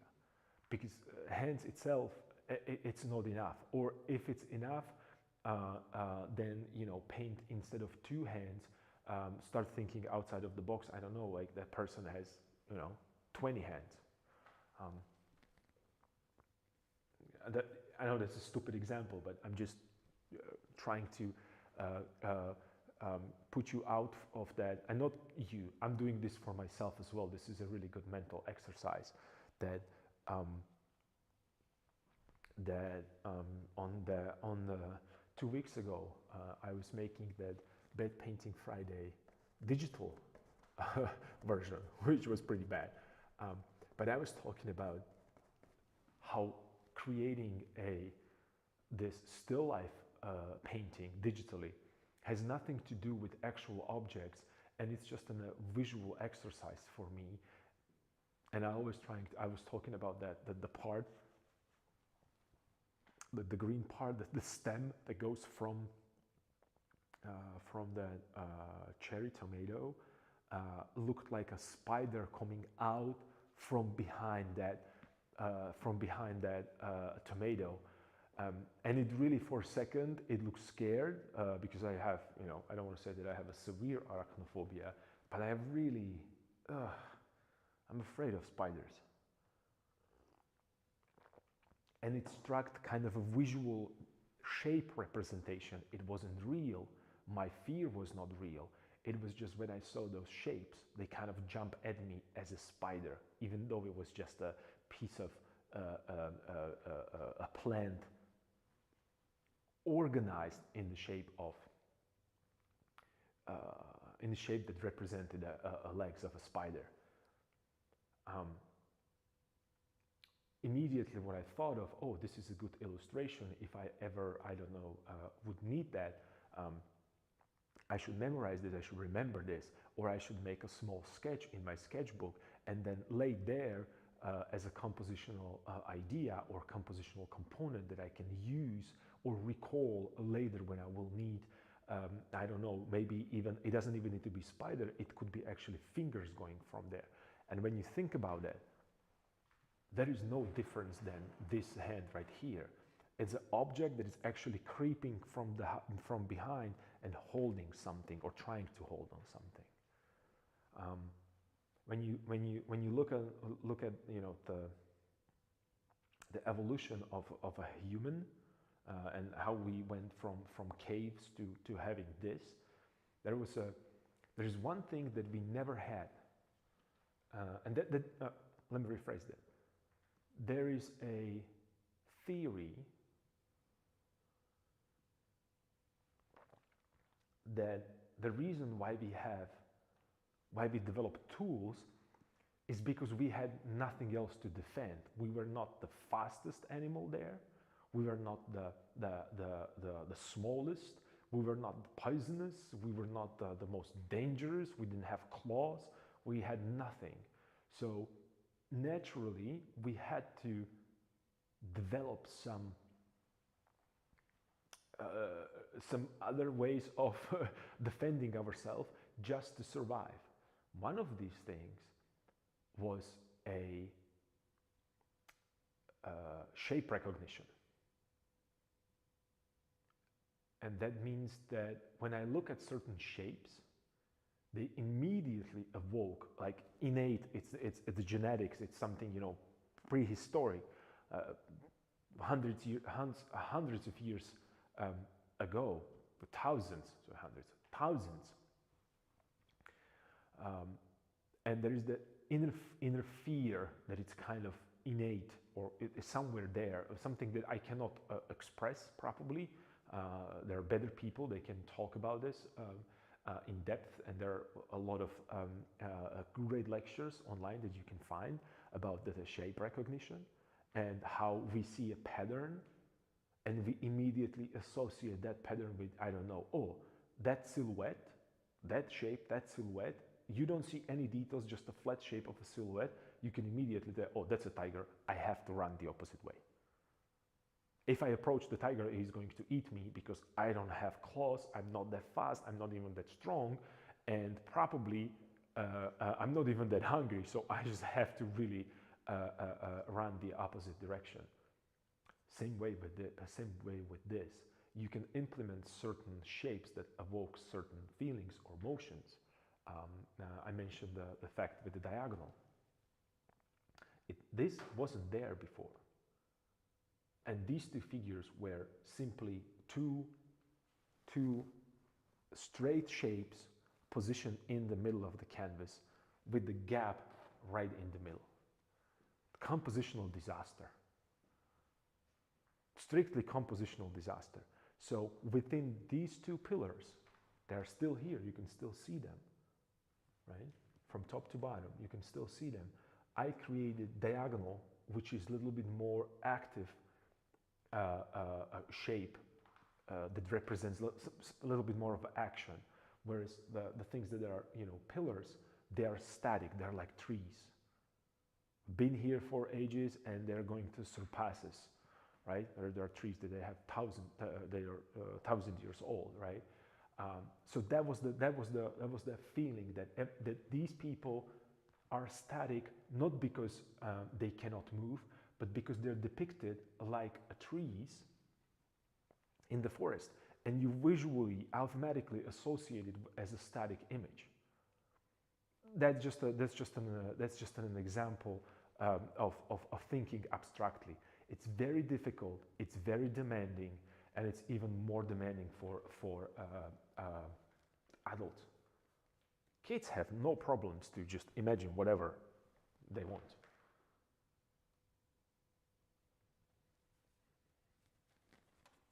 I don't know if you had a chance to watch that Ken Robinson a lecture. I think that he talks about that we are educated out of creativity and taking risks.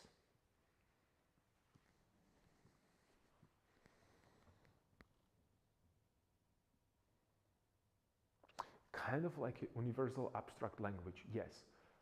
Except that it's not the language, it was literally a fight for survival for us as a species against really tiger. Because if you put me outside in the forest against the forest animals, I'm gonna die. I have nothing to defend myself. I can't bite, I don't have the strength as a bear. I cannot run as fast as deer or rabbit, right? I cannot climb as good as a monkey. I am useless in the nature. So we created this barrier, we created cities or settlements. They were kind of protecting us from the nature. Crazy to think that way, but that's what it is.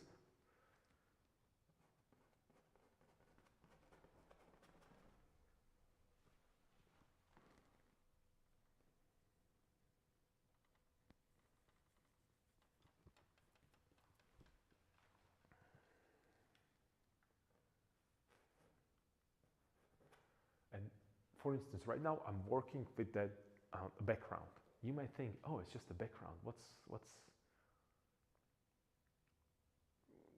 the problem with that? Well, let me show you visually something. I hope that you can see it almost in the full, right? So I have a diagonal right here, which is very strong diagonal because I have a light shapes against the dark shape, right? So it is a diagonal. I can extend this diagonal with, let's just exaggerate that, and that might also show you that I'm really not afraid of painting because I know that I can either scrape it or repaint it, or maybe it's going to help me. So I can visually extend this diagonal with the background.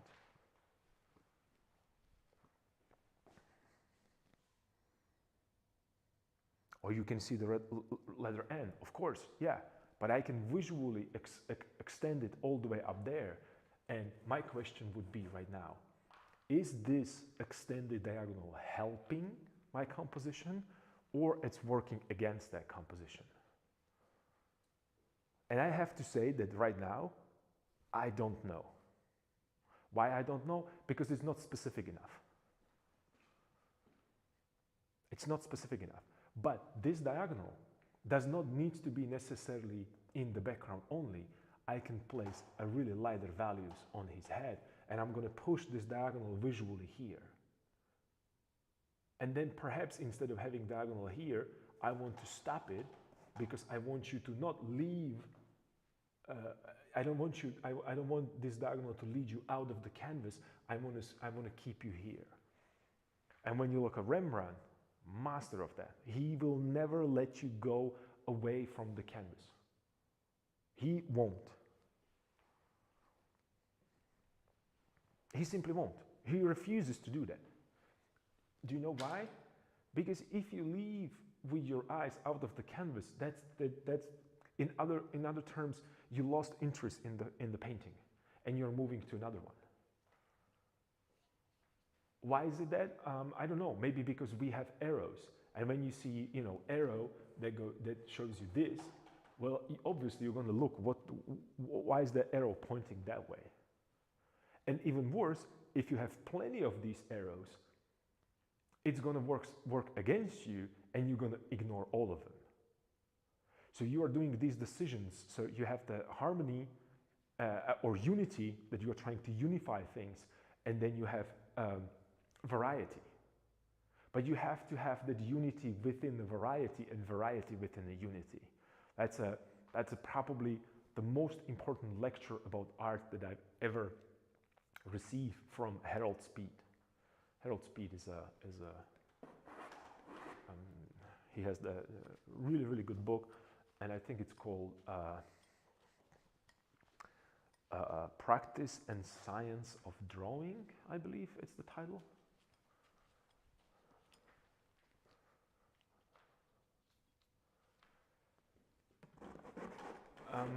I don't even remember how did I get to this book. It's not really, it's not going to give you,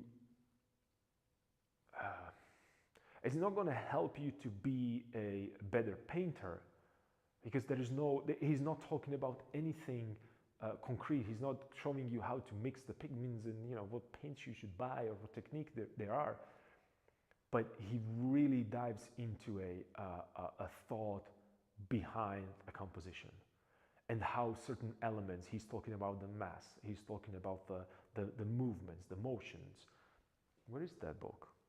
I have it here somewhere. Let me.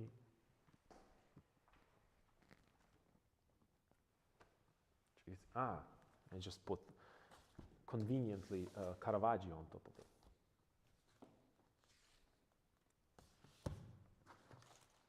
Or not? No. I had it in my hand yesterday. Oh, of course. It's on the chair. Oops.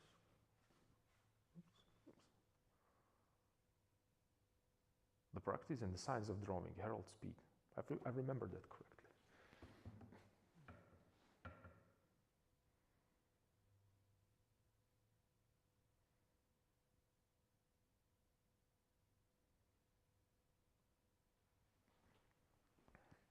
Yeah, if you read that book, it's amazing. It's really amazing. It's something that really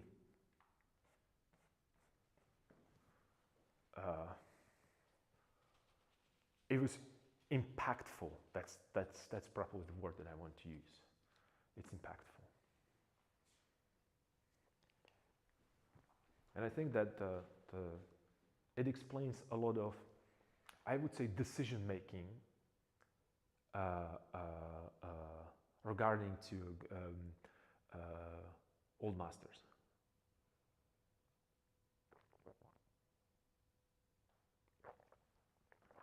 And I think that he has the same book on painting.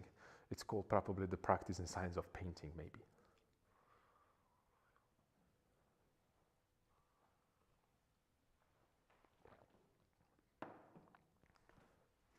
But it's a little bit more advanced text in terms of there are really um, um, it's not for a beginners. Not that you as a beginner cannot read it. It's more about internalizing or organizing the amount of information about painting that you have into some kind of coherent steps that will help you to improve your painting composition as well, or actually mainly composition. And then so yeah, I was not afraid, and you know what, I'm going to leave it there. Maybe tomorrow I'll like it. So and this is that exploration, this is that space for the exploration. And if you really want to see abstract painting like a really high level of abstract painting, being actually very much figure painting, Nikolai Feshen, amazing painter. And he's really, he had this very famous diploma painting, which called, I believe, it's like that, you know, old ladies, it's like a cabbage market. It's in our academy in the museum, so I could go every day to look at it. And whenever I felt that, you know, there is no end to this madness or this insanity, hence Asylum Atelier, I went to look at his painting, and that is just complete insanity. That's random pigments all over the place. Pure pigments, brush strokes, palette knives, everything. It's ridiculous. It's the best thing I've ever seen on that scale, and it's 2 by 3, 2 meters by 3 meters, or approximately that size. And you step back and you see everything. It's clear picture. I mean, like from a real world. Like he really captured the essence of old school market with cabbage, or like a village center where people are, you know, like village people are exchanging goods. And then you get closer to it, and it's just like looking at those cabbages, and it's just, what? That makes no sense whatsoever. Like, why would you even, where did you come up with the idea that you're going to put every possible pigment that you have into a cabbage, and it still looks like a green cabbage when you step back? It's amazing. It's amazing.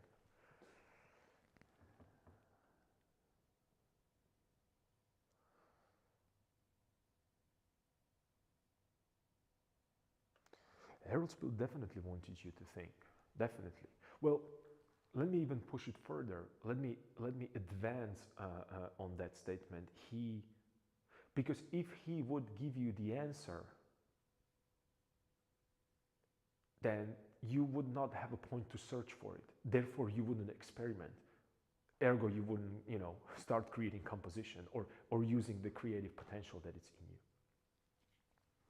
I don't know if it was conscious decision, but many of these masters, they just did it probably subconsciously. I don't know. I don't know.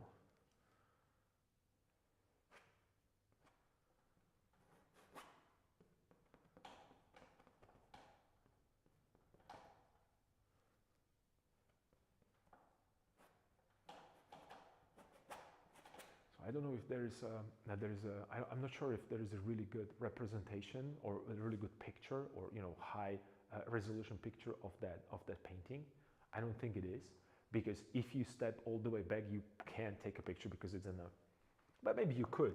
but you know, I don't know if someone did that on that level of, you know, Google Art and Science or art project.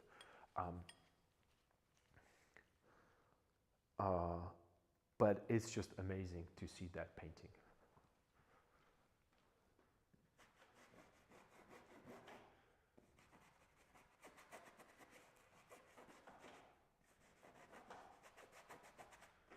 So I'm going to lighten this up a little bit so I create a little bit more of the interest there. Yeah, that's awesome. The diagonal, you know, kind of, it doesn't bother me. Maybe I could push that light maybe a little bit more here as well. Again, I'm not painting a new layer.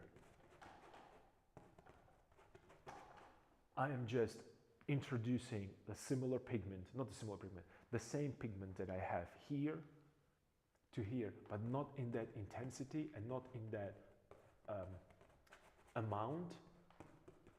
And it's kind of harmonizing, and I'm going to control right now. So I created this V, the V shape right here, right, with a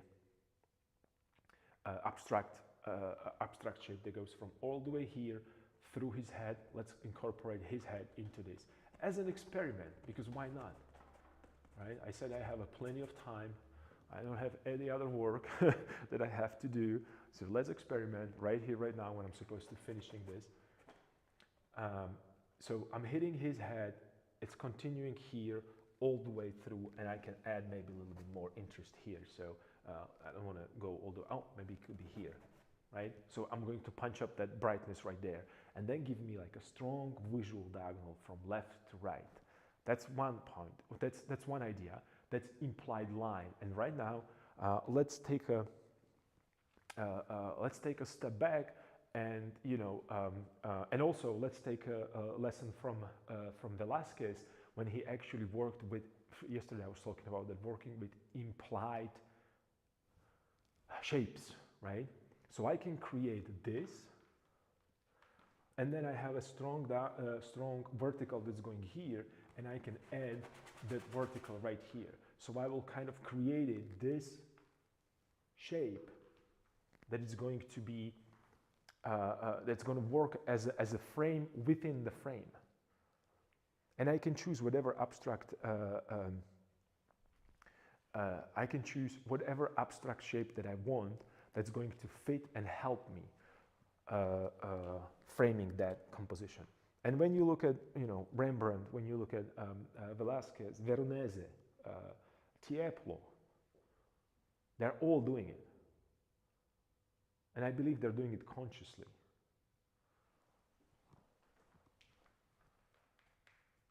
Rubens, which is not that really good of a composer, I think. Well, I think, it's my opinion, it's not I think. But he is leading you with his brushstrokes, that kind of a, oops.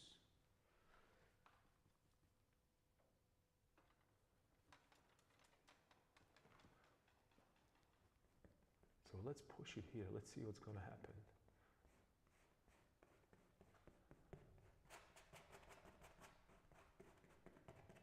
And I'm going to leave that mark, the very blue mark there, because that very blue mark there, it's also, again, compositional choice. And you can't see all the way up there. I don't think I can push it lower. I think it's already, or can I? It's all the way. It's the lowest. I can maybe raise the camera a little bit.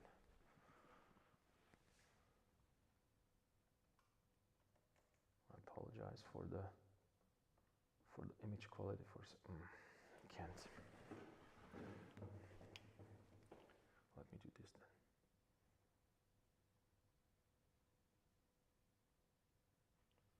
Okay, so you can see the top, and you can see right now the shape of a background. How this part, the light part right here, it's leading your eye all the way here. And then I can force it, I can actually create a whole shape that's going this way. So the light is going to be right here. So I have this shape. I can do whatever I want, as long as I'm not afraid to try it. And then you can see, again, another thing is, and I'm looking at the camera there, so it's lighter, it's darker, it's lighter, and it's darker again. So you have that variation in the background. Check out the Rembrandt, he's just killing it with his backgrounds.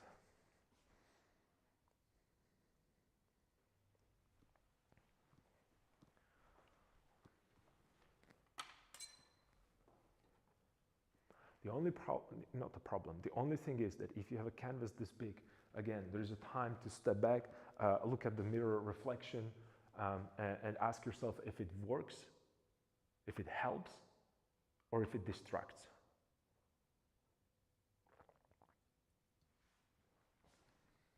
And you can actually see that implied line. I already created it once right here.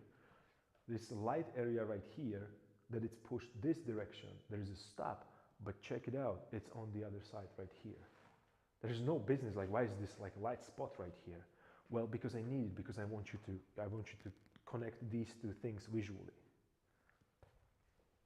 Because that helps to underline the movement that is going right here. And instead of really focusing on this, you'd be like, oh, there is a foot here, right? So you're just kind of moving towards that.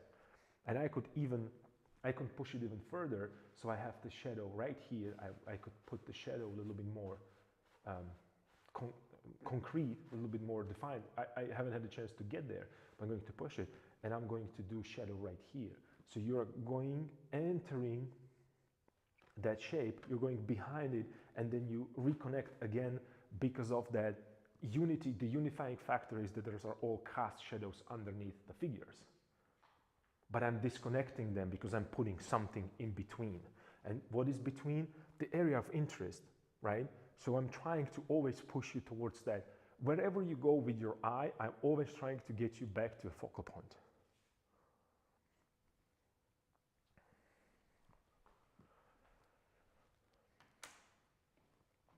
And having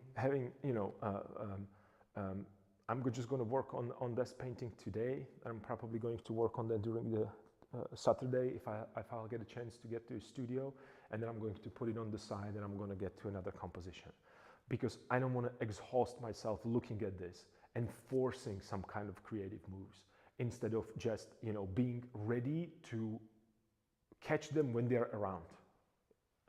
And that, again, I took this idea. It's not my idea. I'm not not nearly as inventive. This is from Rick Rubin.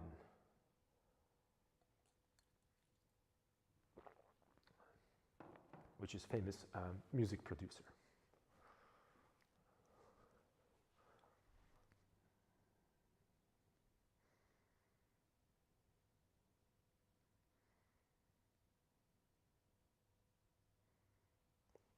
No, that's awesome. That's awesome.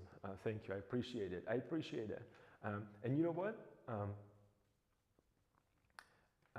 Nobody ever told me this about composition. Nobody ever pointed it out. And when I talk to people, they always tell me, like, who taught you this? Rembrandt did. Just take your time, look at the Rembrandt, and he gives you the answers. He will give you the answer that you're looking for. And if he cannot do it, trust me, Velázquez, Titian, Delacroix, Nikolai Feshin, I don't know, Serro, from that Russian, like really that kind of realism and impressionism, awesome painter, Repin, just a heavy hitter. Andrew Wyeth, they have the answers for these questions that you are asking. Therefore, what I was trying to say, Rembrandt is doing it. I pointed out this for you, and right now you're going to start, whether you believe it or not, you're going to start applying this into your work, because you won't be able to unthink what I'm talking about right now. It's like that very famous story um, about how to, you know, the old medieval times, and how to create the gold. So there was the story about very famous. I'm gonna call him, I don't know. I don't want to call him scientist, but you know, alchemist. Alchemist. That's the one I'm looking for. Alchemist during the medieval times, and the story goes that he knew how to create the gold, and they were asking him, "How do you create the gold?" Well, you're gonna go to, and he goes, "You're gonna go to a forest. You're gonna find a rock this with size of a piece of gold that you want. You're gonna bring it home. You're gonna put the pot on the stove or on the fire. You're gonna put that stone into the pot. You're gonna fill it with water till it covers the rock till the end, and then you're gonna boil it and boil it and boil it. And one point that by boiling this rock, it's going to turn to gold. But a very important part is, while you are going to boil this rock, you have to steer it, and while you are steering it, you never can think about the beaver. And no one ever created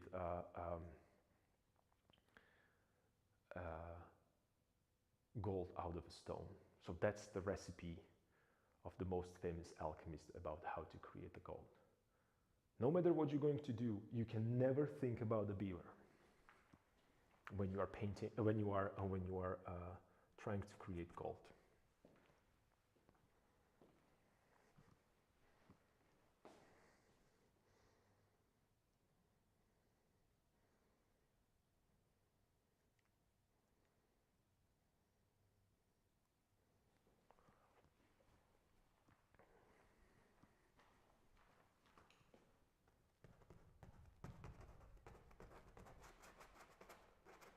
So same goes for the composition.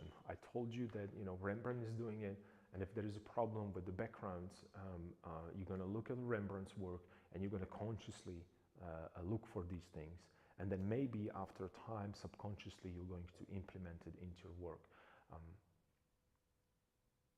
Somehow it's not subconscious into my mind. I have to consciously work on that. I really do. I really have to do conscious decisions.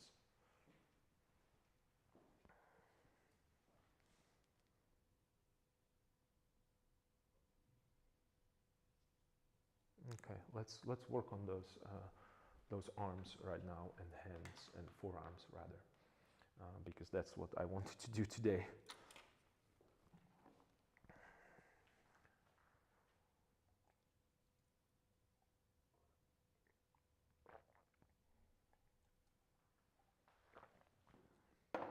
But since this is mainly, like I said, like I stated at the beginning, mainly about the composition,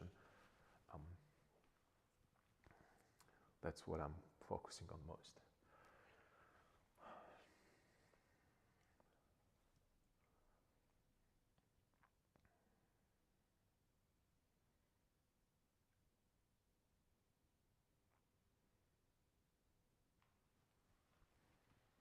And again, I have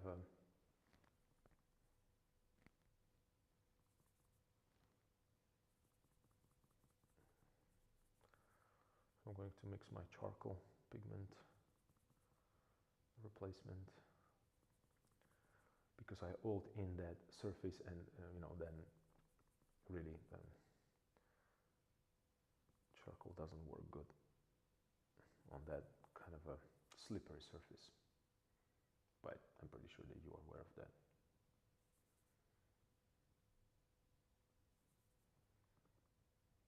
This is probably too, oh no, that's working, okay.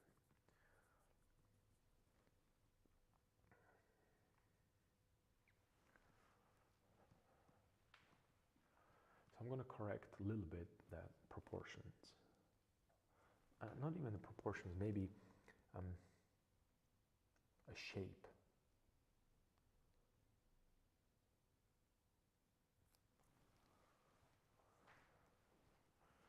I'm going to adjust the shape of that.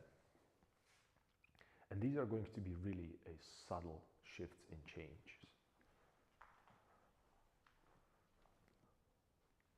Let me just maybe measure this against this. Let me do a better, more exact measurement. I think it fits. The size is okay. That means that the problem is in somewhere else.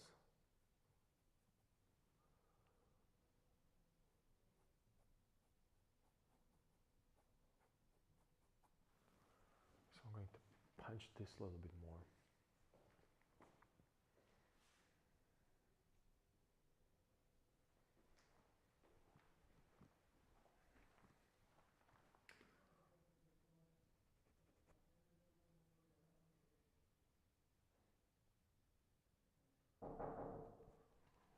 Just a second. I'll be right back. Give me a second.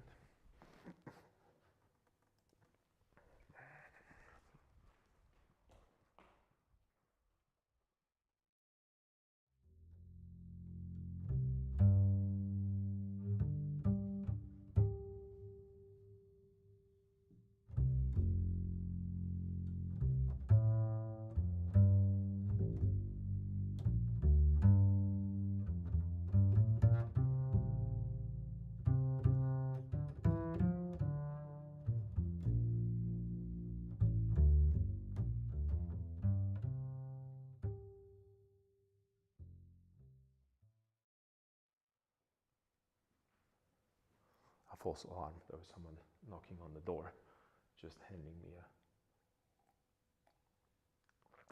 documents so we can get back to painting.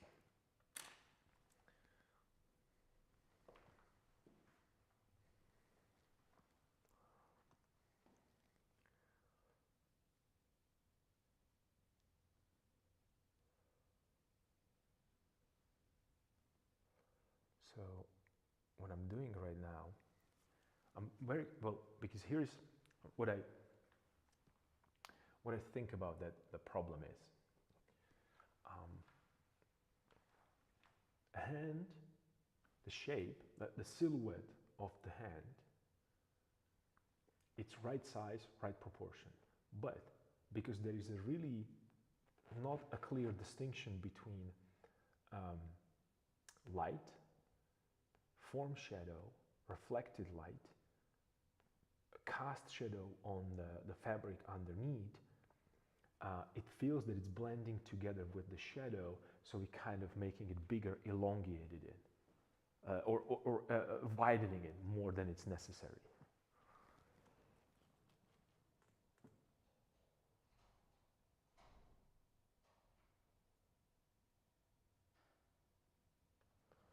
Of course, that's awesome that that's helpful, and you know, that makes me that really makes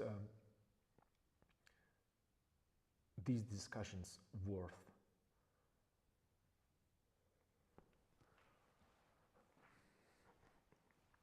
And if you think that, you know, not if you think, the other important part is that whenever you're going to be in painting this course, you should share that knowledge, you should push that knowledge, you should push that information further, and not keeping it for yourself, and especially please do not keep it behind the locked paywall. Please.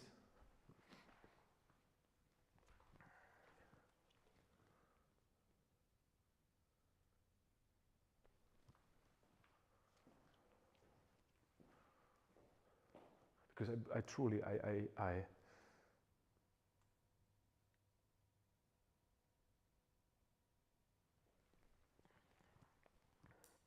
really believe that, you know, just that we can solve a lot of problems if we share this information. And if this helped you and you solved your problems, you made the better painting, that's awesome. That's I'm not jealous. I'm not going to envy you. The only thing that I'm going to do, I'm going to step up my game even more, so I can, you know, I can um,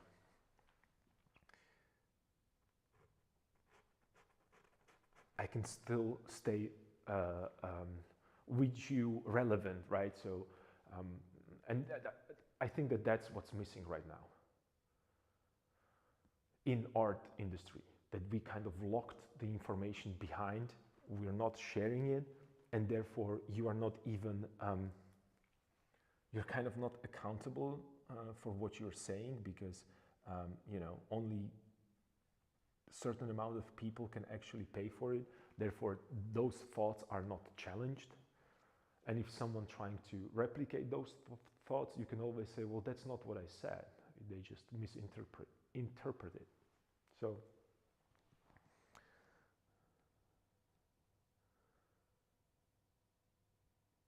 and that's awesome. If you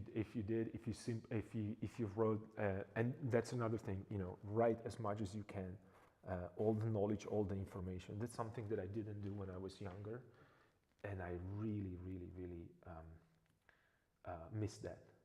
I always think this is such a revolutionary idea. I don't need to write it down because I won't forget it, right? Next day morning, what was I thinking about? I knew that oh man. So I appreciate your support, and I appreciate that you are helping, and I don't even think about that as a strictly as a help, because me internalizing, explaining it to you, helping actually myself to kind of verify my own understanding in subject, because there are these steps in that when I studied English, ESL, English as a second language, there is, you can understand what people are telling you, the word that you are being told. Then you can use that word in the sentence and in the conversation. And the third very important part is that you can explain that word to another person, what it means. So I'm actually helping equally myself than you by talking about this.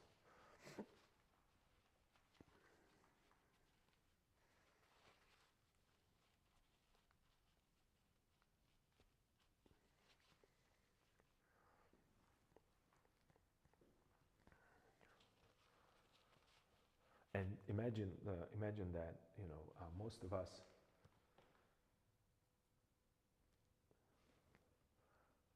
can simply afford to pay for a full painting course,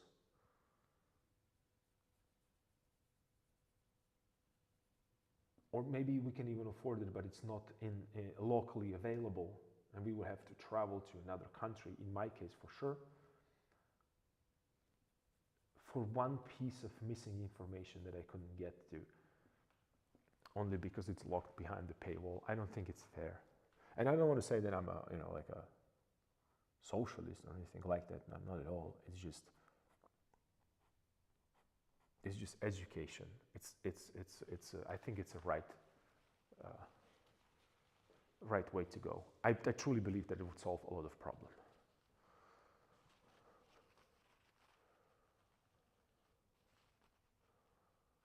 And again, I don't want to moralize anybody or anything like that. It's just I think it's not that I'm saying. I thought that it's a common sense, but unfortunately it isn't.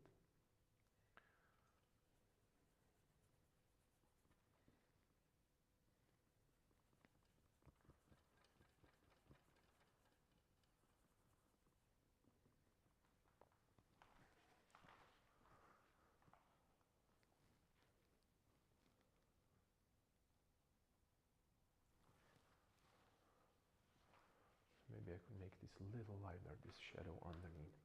So what I'm doing right now with those hands, I'm doing the same thing actually that you do in terms of making these compositional adjustments. So I'm clarifying that position of that of that hand, that cloth. So I lightened the shadow a little bit more. So I have a cast shadow that is lighter.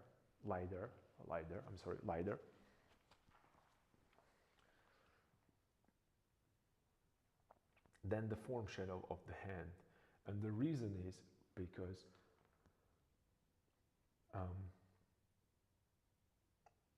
the terminator edge, right? The edge where the light cannot hit the surface anymore, right? Something that we call form shadow. The form shadow, it's the closest to me, right? So that will be the edge of the cube that we talked about yesterday. So that I'm pushing it the darkest. Not because in real life would be darkest point, but because I need to create that atmospheric perspective hierarchy, right? So I have a form shadow that it's closest to me. In this particular case, this does not work for everything. This is what I need to do in my painting in order for those hands to go forward.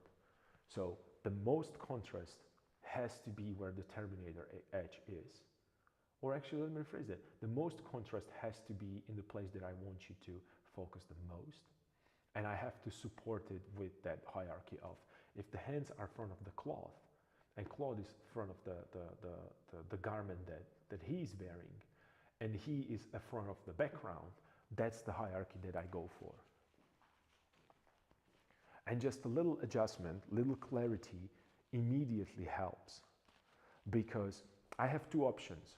I can have a flat shapes all the way around and very busy paint application in the hands. Automatically, visually, the attention is going to go into the shape busy against calm. So that's first part. And then also another step in the hierarchy is going to be edges. So if I want something to be closer to me, I need to put the sharper edges there. And sharper edges means the values that they are further away from each other, and the edges are sharper by having two values next to each other that are further apart.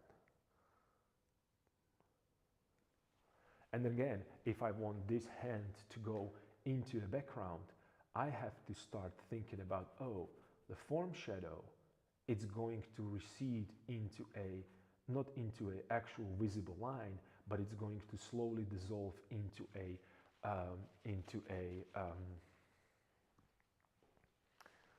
background. So I have a hierarchy of a shadow in regards of depth, right? But then I'm also thinking about the hierarchy of shadows within the same shape. It's like an inception. It's dream within a dream within a dream.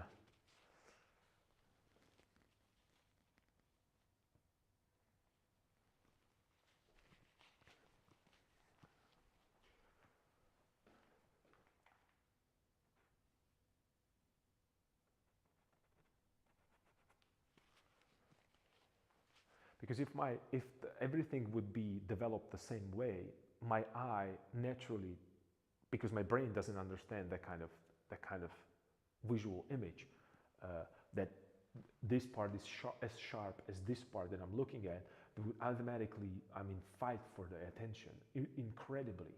Because if I'm looking at your face and I'm talking to you specifically, right, to specific person, I don't see.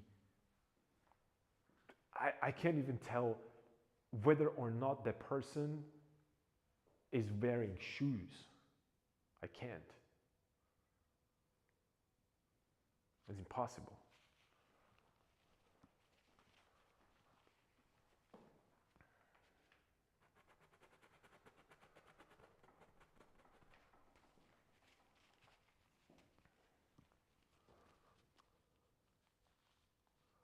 And then again, who said that I cannot even push it even further if I want? I can place like into the shadow forget the shadow. I'm just going to place the really light value, contrast value, like here on the top there as well. If I want to, because why not? Who's going? Is there someone? Is there like a I don't know, light ray, or how would I put this? The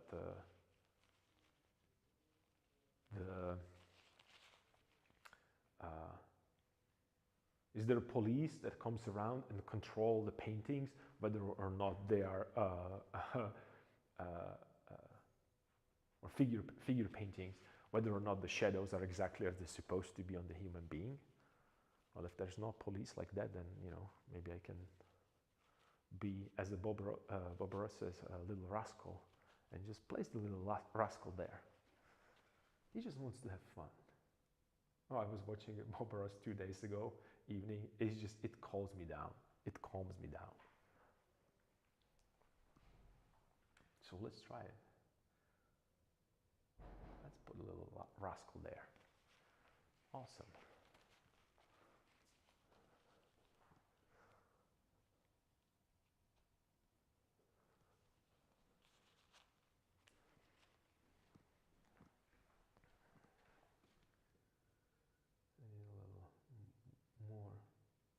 And you can see on my palette that I'm not being organized with the, I mean, I was organized here because, I was creating the slow transitions, but right now I'm doing adjustments. So I'm jumping from yellow to green because right now I'm working with that, second stage of a painting, that, the aftermath of Delacroix ideas.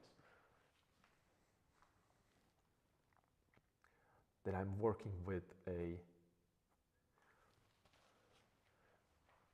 I composed the fragment painting, and right now I'm designing within that composition.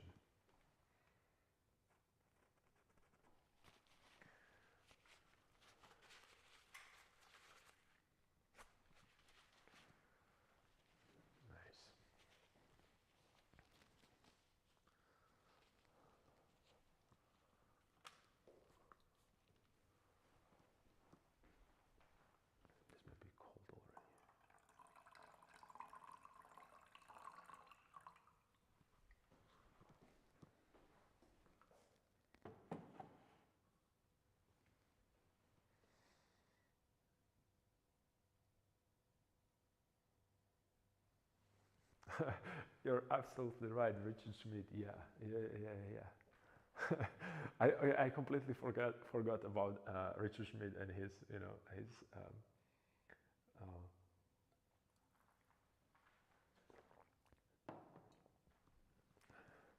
high chroma police.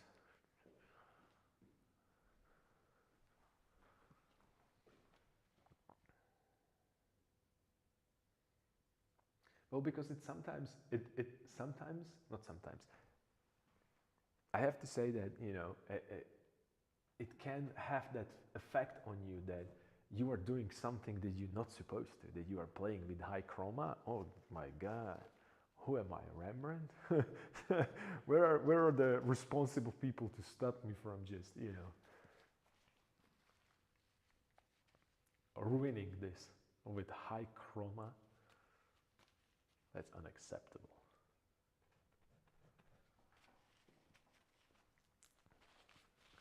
So again, small adjustments. I'm still painting. Yeah, Rembrandt will come. And, definitely. I always think about actually Rembrandt when I paint, in terms of,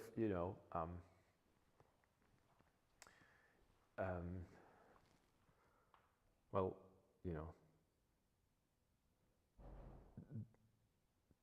what would Rembrandt do, right? WWRD. What would Rembrandt do? And, yesterday I was talking about that, or 2 days ago, but this week, about that.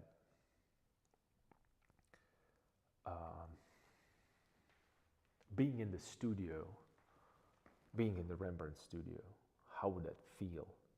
Like, where would you, even start?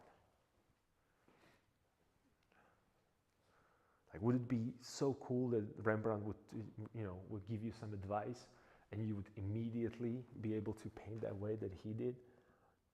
Or would it be that pressure that I'm in the same room with a Rembrandt, I have to perform, like never before?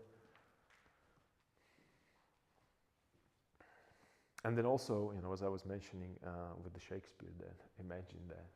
And I think that's the same that Ken Robinson actually mentioned it as well in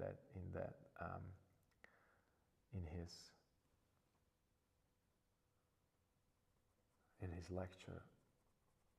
The same thing with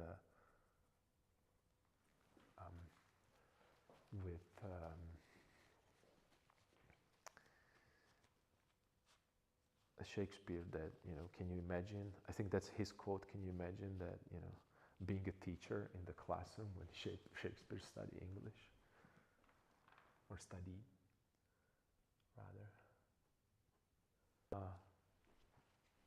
something that you are not ready for.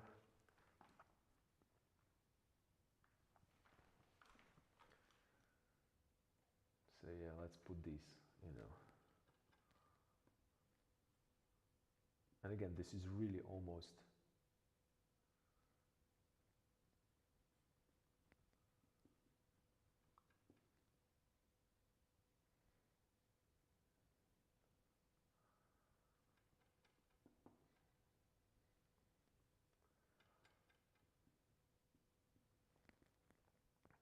ridiculously saturated pigment, but let's go for it.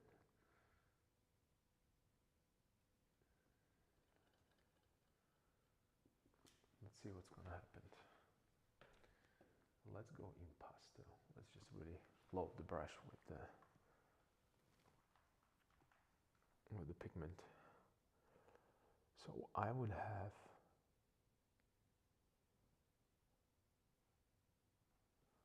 this area right here, and then this right here.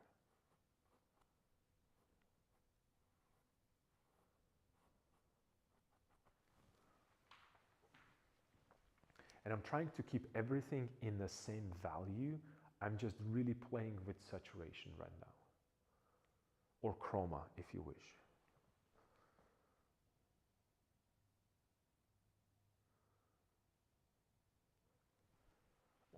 I'm pretty sure that you will learn a lot from Rembrandt just watching him paint. Or maybe you would learn nothing, because he would just come and he would tell you, well, here I have yellow ochre, here I have a vermilion, and here's a black. I just put it on the brush and make a brush stroke. What's so big? What is so big deal about it? Why are you why are you fussing about it? Just because it's hard to say. I don't know.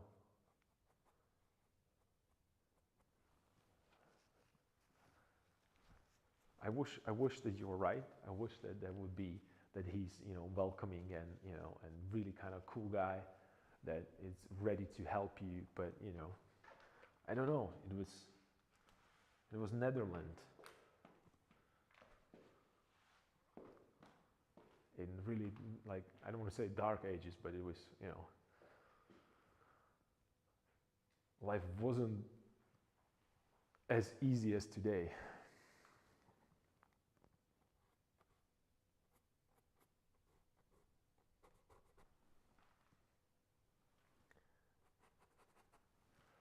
So I am pumping up that saturation, and since I have a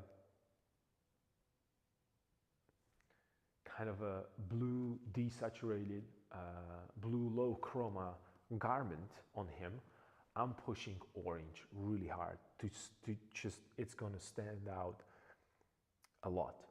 And the reason why I'm pushing orange and a dark orange, like a brownish, is because I want to keep the same value. I just want to show the transition there. So I'm showing the wrist the separation between, you know, you have the bony parts, and then when you look on those landmarks and also the angles, our hand, it's not straight. You see, it's like it looks like a palette knife, right? So it goes like this, like a palette knife. No, I don't think that you're going to be able to see this. This is the worst example. It's like a stairs. Let me use my hand. I don't know if you can see it. No, this one, it's going to be better. Right? So it's going right here. There is a step down, and then a straight, and the step down, right, like a finger goes, right? So it's easier to show it from the profile, right? But the same goes for this view. So when I'm looking at like this, I still have to keep that construction in mind.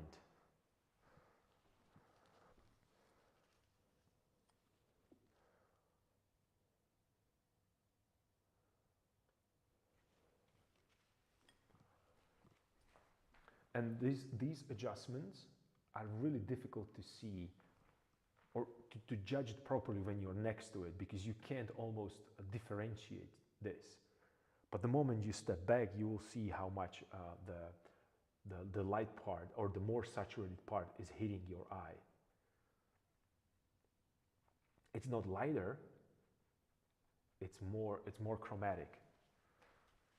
And again, look at Rembrandt, look at his portraits. Oh my God, how perfect, how incredibly subtle and accurate his observations are. Long ago, before any impression, we didn't even thought about impressionism at that time. And he was already turning form not by a value, but also by chroma. It's ridiculous. It's ridiculous. And the question is, was he aware of it? I don't think he was aware of it. I doubt actually that he was aware of it. I doubt it. Because there was no science to back it up.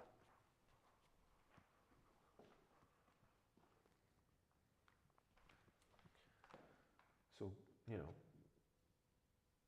he deserves enormous amount of credit for pushing painting further.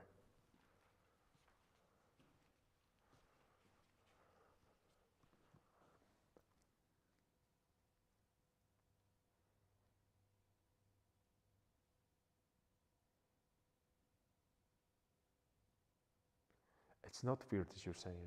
It's absolutely true. It's absolutely true. And if you can't feel that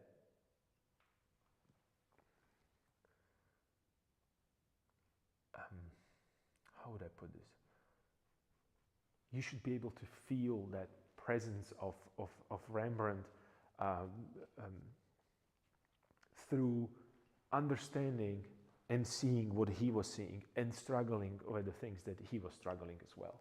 That's why I think that Rembrandt is a painter of painters as well.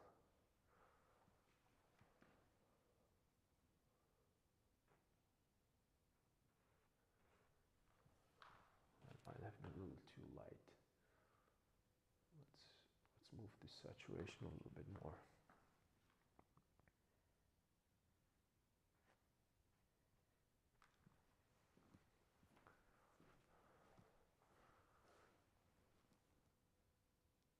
And you can immediately, I can immediately see it. I don't know if you can see it, probably not.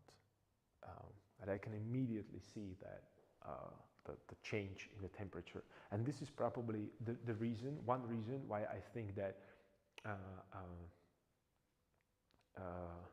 photographs or reproductions in the books are not as good because camera cannot pick these subtle shifts, or it has a hard time. It's trying to unify it. If it's a really good on value, that's why, for instance, I don't know, like a Caravaggio picture, a reproduction is way more effective than any impressionistic picture, because you have to see that vibrancy, and you have to, your eye, it's very sensitive to these subtle shifts. That's why people prefer to go and see impressionistic paintings in the museum. And this is my own personal experience. I'm not saying that this is 100%. I think that people prefer to go and look at impressionistic paintings because it gives you that kind of safety net. If you do not understand what's happening there in these impressionistic paintings, it's not a big deal because it's still exciting to look at them, the light, and you can evoke that feeling that you had then when you went to, I don't know, Paris or some other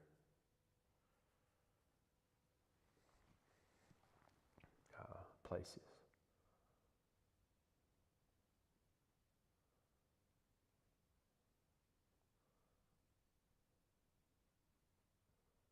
Darker value.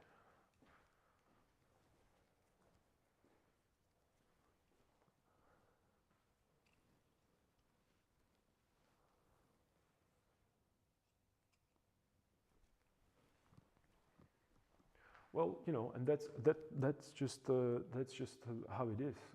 You know, I know that we have a really high definition TVs and so on and so forth, but still, the real life has some merit. You know, it's really cool to see certain things in real life. You can't really replicate them.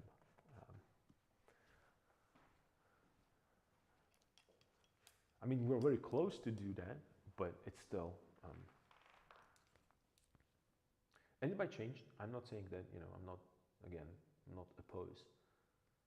I wish I have a, you know, perfect visual, interactive, 360 representations of Prado or Louvre, or, you know, pick the one that you like most, Hermitage in St. Petersburg. At home, and I can just put the glasses on and see it. But I don't think it's possible though, yet.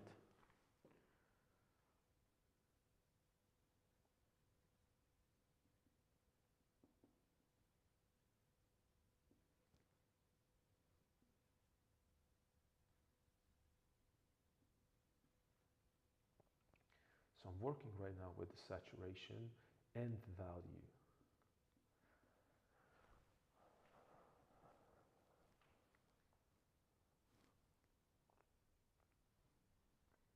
And I'm not repainting this. Again, I'm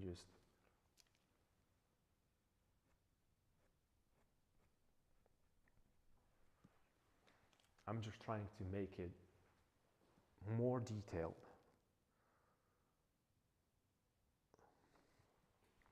Because I already decided that this is the right position, this is the right proportion, this is the right.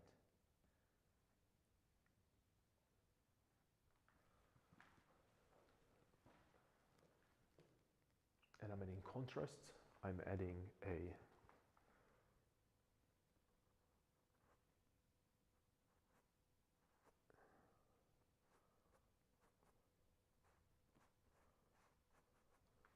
slightly more saturated pigment.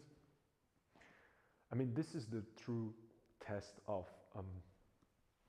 my own abilities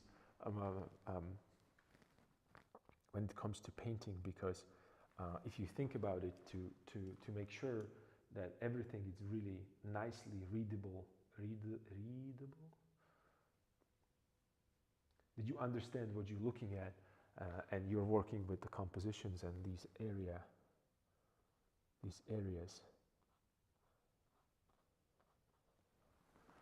So you have to use almost every possible way that you have to harmonize, and also separate and make other things interesting. So that's when that really kind of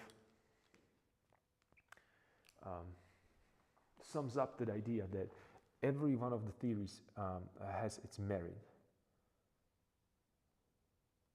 and it has its importance as well. And you don't need to know them all, but the more of these ideas you know, the more of the, I wanted to say lore behind the painting, you know, the more, the better informed you are,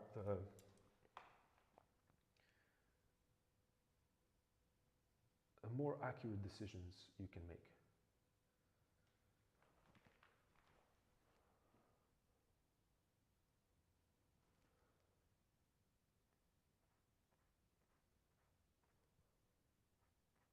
I'm doing little adjustments here and there. Let me see from a distance. I don't know if you have seen Star Trek. I did, but I don't know which Star Trek do you mean? You mean New Generation? You mean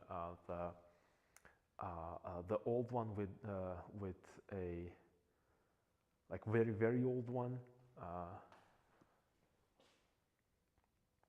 or you mean TV shows or TV series, or the late movies, or the latest movies?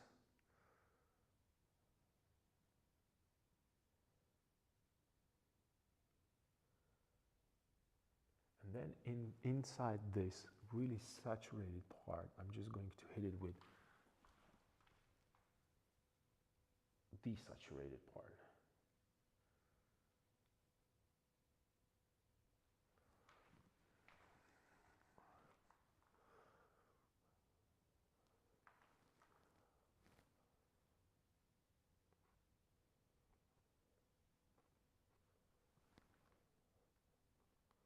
And again, I'm not painting random things. I'm improving on top of existing hand there.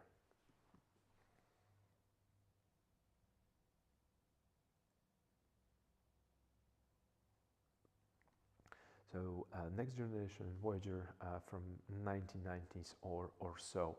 If I have to tell you the truth, probably Star Trek for me always going to be Jean-Luc Picard. I am, I mean, that's what Star Trek for me is. It's Jean-Luc Picard. And I don't really know. I don't remember what was. I think it was the 2000s already, wasn't it? Like early 2000s, if I'm not mistaken.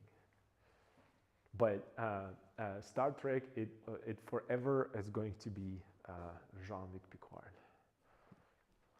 It was so good, so good.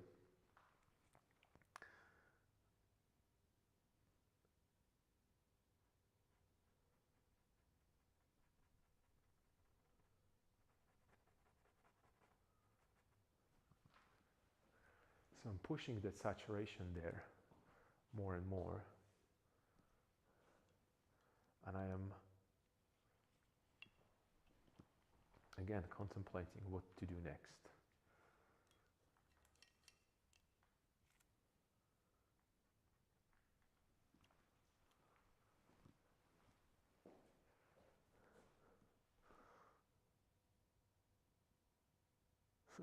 Okay, so you are also Jean-Luc Picard fan. It's just, I don't know, at this point it's probably a meme. I don't know, but it's part of my childhood. And I'm from country, like, you know, we didn't have that many foreign television because cable was expensive. And, you know, forget that it was expensive, it was not available, right? And then, you know, there was no translations, no subtitles, no internet, so. And I remember that Star Trek was, you know, I'm from a really small village, as small as can you imagine, and we had just we had just two channels, two national television channels. So there was no Star Trek there whatsoever, sadly. But then when I was older, like 12, 13, I really, really loved it.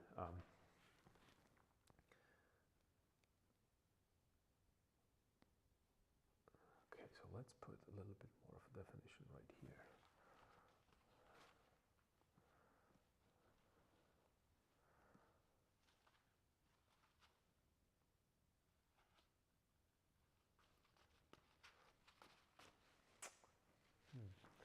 Looking at that. Okay,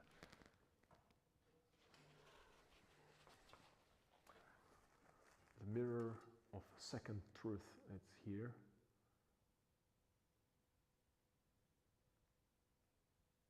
Okay, it's working.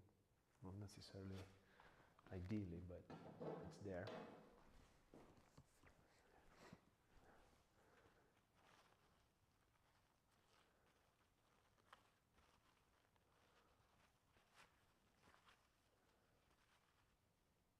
Star Trek series were a form of escapism for me. Yeah, yeah, I can, yeah, I can see that. I can even agree on that. And it was very, I think it was very,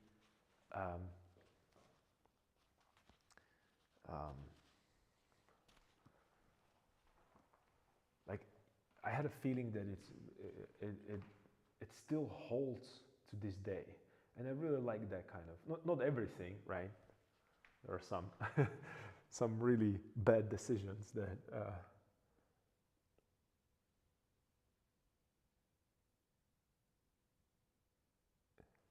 but I think, I honestly, truly, my opinion, I think that the choice of Jean-Luc Picard being played by Patrick Stewart, I think is his name, was really, really smart choice. I mean, he was acting his brain out of that Jean-Luc Picard. He was trying to do everything that was in his power to make, you know, like a thing like standing, you know, as a captain. It's all dialogue and his face and expressions and attitudes. Oh, it's just he nailed it. I mean, I can't even. I'm trying to picture someone else there. It would be so boring. I wouldn't be even. I'd be like, what? Or maybe it wouldn't. I don't know. I don't know. It just it feels that way.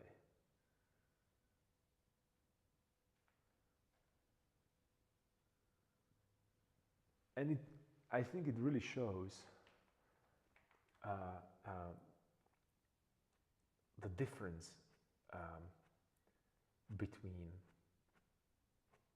I don't want to say between actors necessarily, but the quality of acting. It shows that, oh, you are trained, you know what you're doing. You can make, you know, something out of nothing. That's what I was talking about previously, that you know, like you can make one out of a zero, which is mathematically impossible,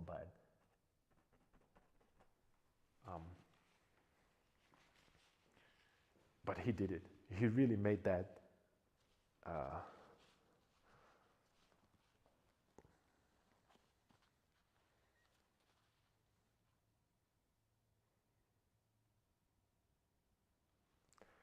I'm pretty sure that he had to be like extremely frustrated. Like, you are actor that has a like a range of you know, the acting skills, and then you're standing there and just like talking to a screen, and you have these dialogues, and then, you know, like I don't know, it was just that, you know, when he adjusted his uniform, the way how he adjusted it with the presence and confidence, that, you know, it's like something is about to go down right now because I adjusted the uniform. I'm going to, with that acting, you immediately, oh, something's about to happen. But a simple gesture with the adjustments of the uniform, I will never forget that. It was perfect. He just stands up from the chair, and let's go, let's do it.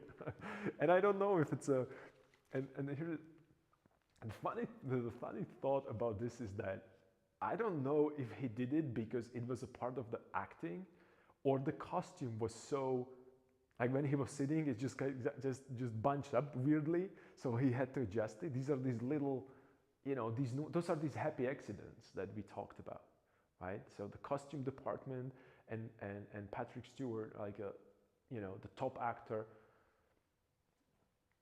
like really made it for me. Yeah, right, exactly. That was my first thought, but then that's exactly the mentality of a professional, that he knows exactly what he's doing. That, oh, this is supposed to be a disadvantage. Let me show you how to make it cool, and he did it. He destroyed it. And it's so iconic. It's also a meme, of course, but it's so iconic. So, and this might be actually an important part, and you can find art in the Star Trek. It is art, but deep art. That what I'm talking about here as well is that those were mistakes from the costume department. Or let's not even go there. It wasn't a mistake. They wanted that uniform looking this way, and it was important for them to look this way, but they didn't care if it's comfortable or not, if the actors like them or not. This is what you have. This is what you've been presented with. These are the cards that you've been dealt. If you are a true professional, like Patrick Stewart definitely is, show me what you got. Really show me what you got. And if you're a professional actor, you can, they could do, forget the uniform. They could just, point the camera on his face and he would act it with a face. And I would believe that. I would eat it,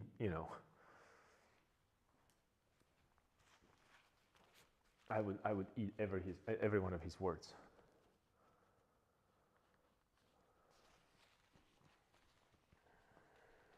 And that's why no matter what kind of bad roles he played, no matter what what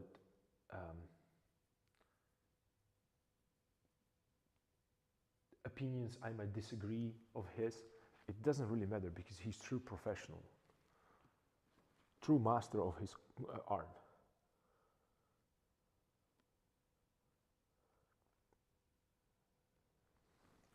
And I remember there was a kind of a backlash, I believe, not the backlash. There was a,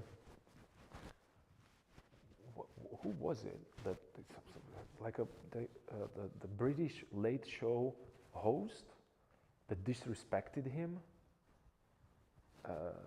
during some kind of the TV ceremony, or what was it?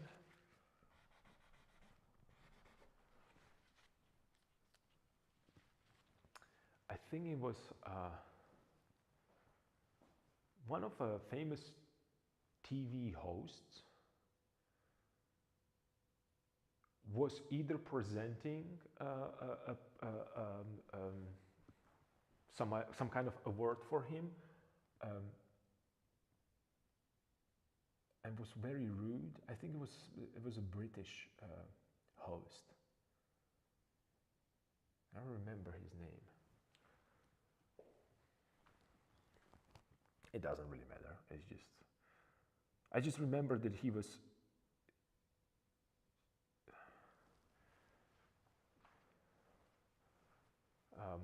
I don't want to say that I don't know what happened between them, but behind the scenes.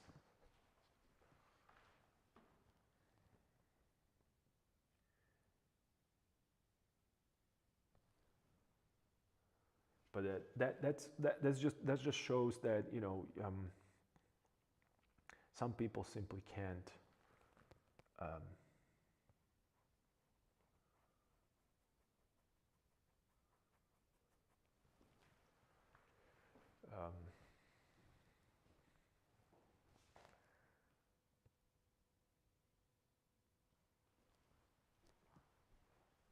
respect artists and art in general.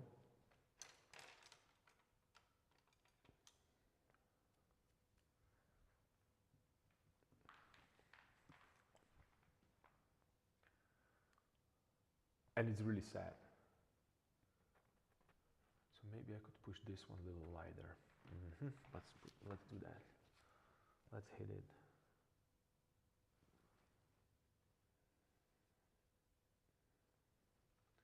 And I want it to be a little pinkish. This might be too light. So let's get into darker values. Darker value territory. It's too cool, too pink. A little bit of yellow ochre there. Let's see if this is a right value or it's just, oh, I'm pretty close. Yep. Got it.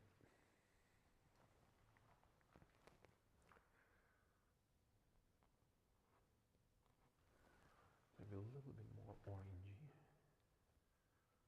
since I'm going for that sunburn.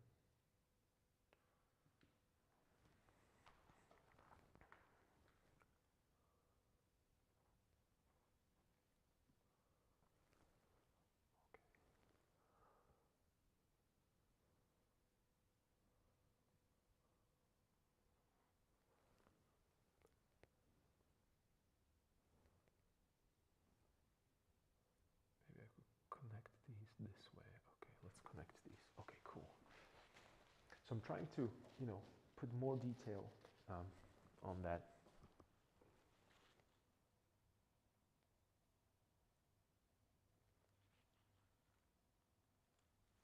Yeah, you can definitely send them to an info, or you can send them to students.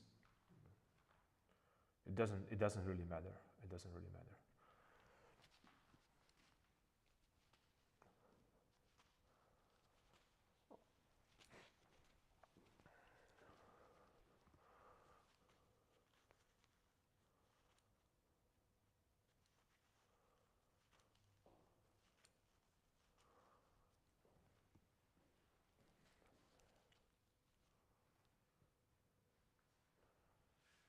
So I am moving and pushing it around with that hand. And this is really that process that I'm standing. This is really a small adjustment, but the idea, how would I put this? Being able to render this with all the information that I have about painting. It's right now, it's not about being there and painting hand. Every another brush stroke that I'm putting there, you can see me contemplating and going back and forth and being, not necessarily that I'm not, that I am being not sure. It's more like I am trying to put as much information, or I'm trying to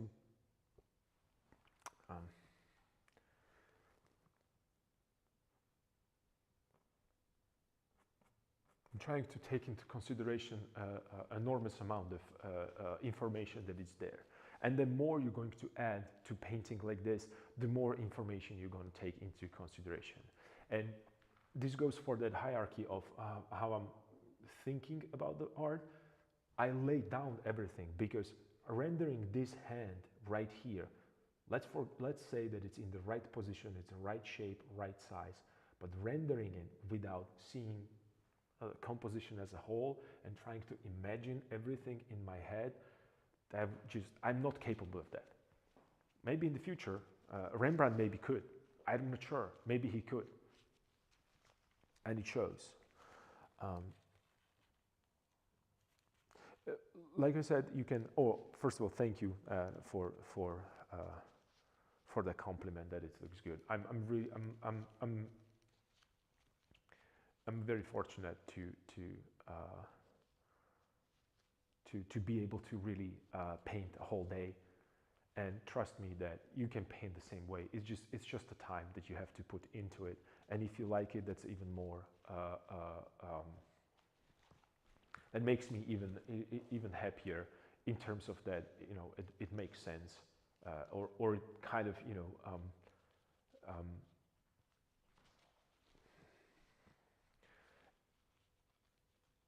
It is very humbling feeling, you know, and we talked about that imposter syndrome, and sometimes you really, it gets to you like really, really deep that what am I even doing here?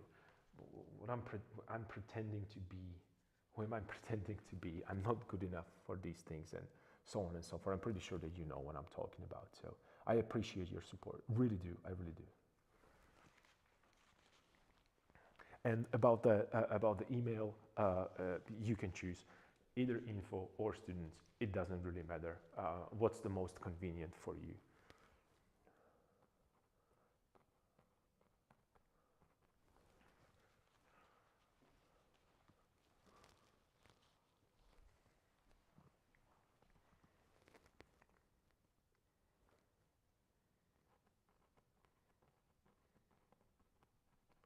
Or if you already send it to one of those, it doesn't really matter.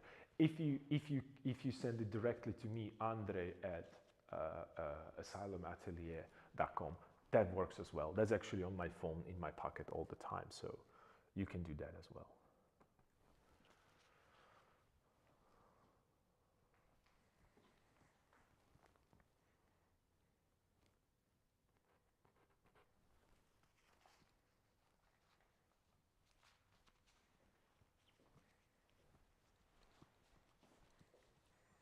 Oh yeah, man, no worries, no worries. It's whenever you want. It's in your own convenience. This is not like, you know,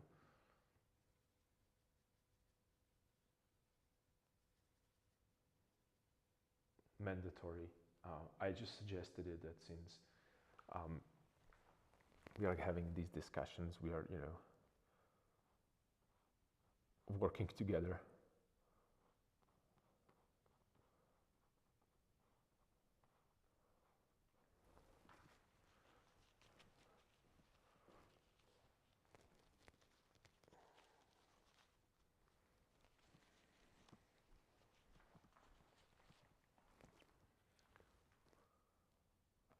Let me maybe push this a little lighter. That might help.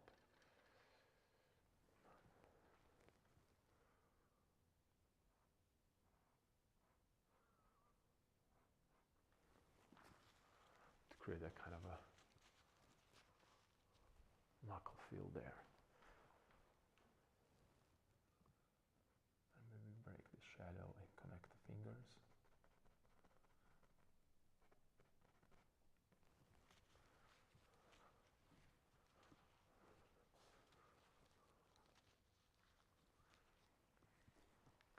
And maybe I could push this a little bit more saturated towards that.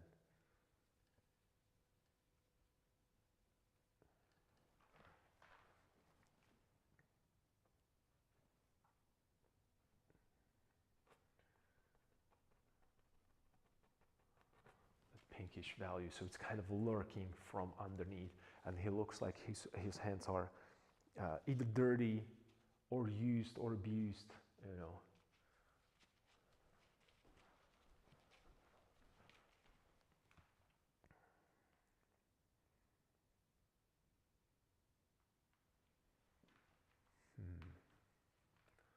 Maybe even slightly lighter here. Maybe I could push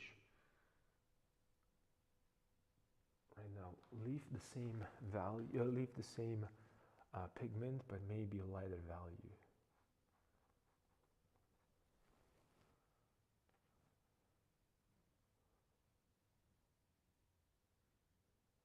Supporting this transition right here. So again, I'm adding details, but I think this was a little too much. Or maybe not. Maybe not on both. Maybe I should have done that on both sides. Okay. Yeah, definitely.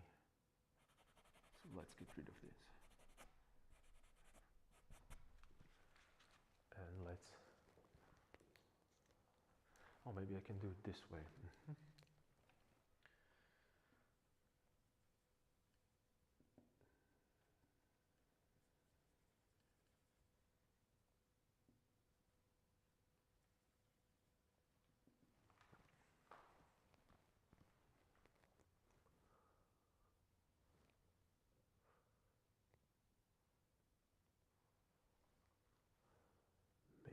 darker value here to show that definition or difference between knuckles.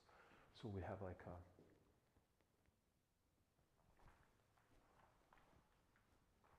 here I will look at this part.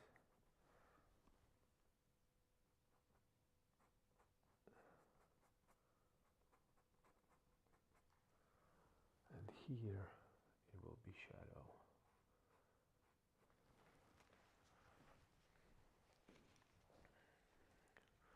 Again, you know, I started with the idea that the hand right here, it's a cube, right? Because it looks like a cube, and I have a side plane, or front plane, side plane, and bottom plane, and that was enough for me to put it there at the beginning. And right now I'm trying to make it even more human-like. Man, of course I check it out. As soon as I'll have time to do that, I'll definitely, you know,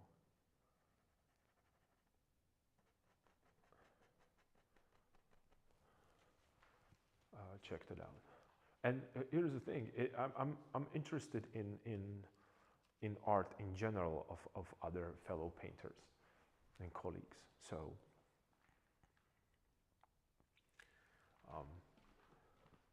Because again, I don't, I'll be honest, I might not like work of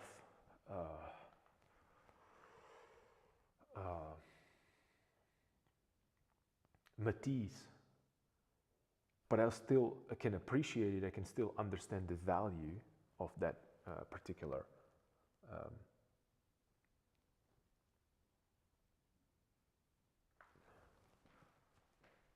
painter.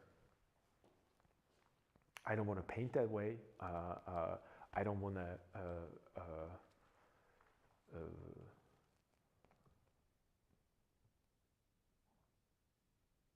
It's not my style, but you know, simultaneously, I don't have anything against that. Against his work, it has merit. People like to look at it. People go and pay money to see it in museums, and also have people buying that stuff. So there is some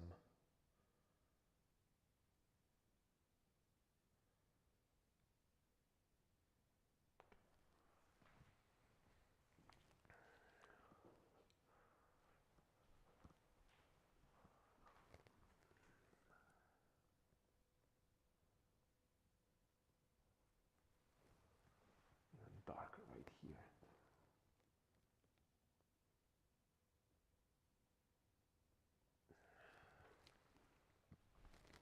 Mirror, I can't judge it properly.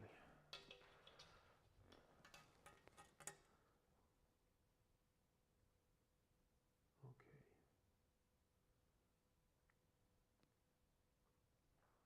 I have to go a little further.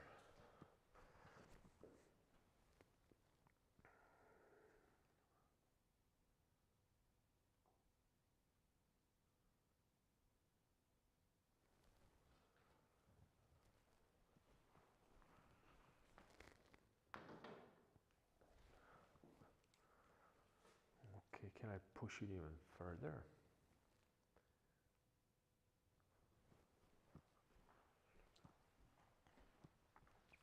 Maybe I could adjust this.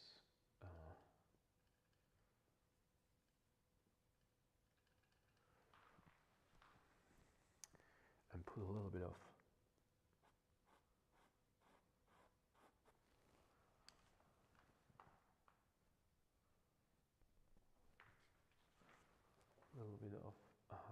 reflection from the fabric right here.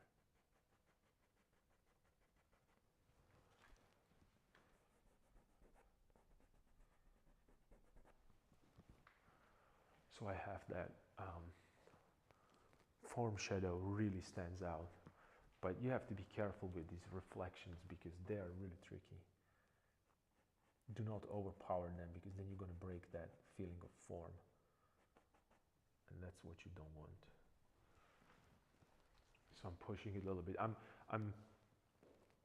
again doing the same thing, connecting and disconnecting, connecting and disconnecting, and playing and fine tuning and trying to find the best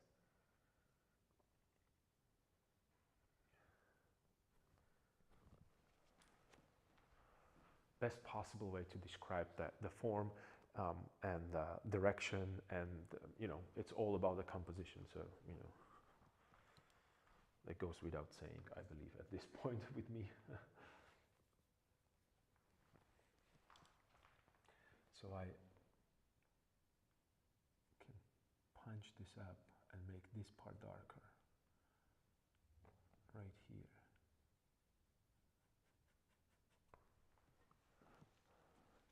So I'll divide that. So I separate the again, foreground from the background.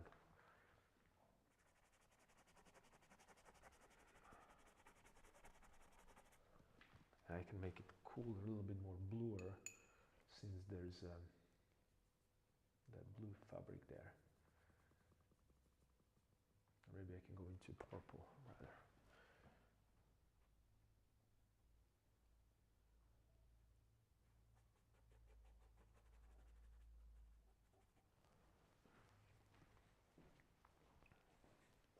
So yeah, I just placed the shadow there. I don't want that right now. It's really random, but I'm going to. I just need to see. Yeah, this works way better.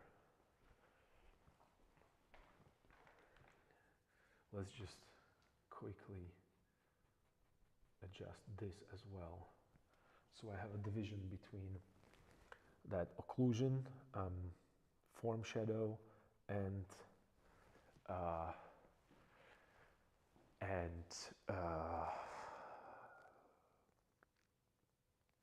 cast shadow. But I'm not placing these shadows randomly, only because I need them. I'm looking at this and this right now, and I don't want them to be holes. I still want them to be transparent. I just want to make sure that you see right now. First, I unified it. The cast shadow, the occlusion, form shadow, and cast shadow, they were all together as one shape, dark shape. And right now, I'm taking it and creating the hierarchy between them.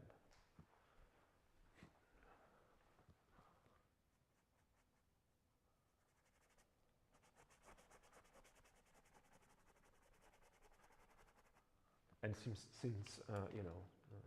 when we think about it, what Bob Ross was talking about is that it's your painting. You do whatever you want with it. And I want this to be darker. So where's the dark police? It's probably busy with. What is the name of Richard Schmidt's daughter? Anna Schmidt? No. So they're probably the value police is with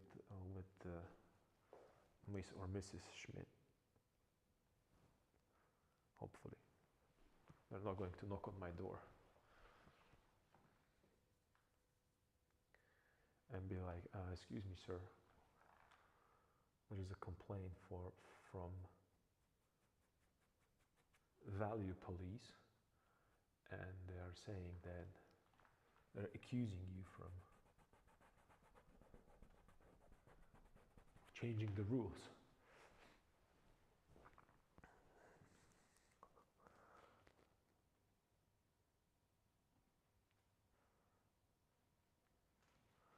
Yeah, the dark police. It's lurking. Yes, exactly, the dark police. Yeah.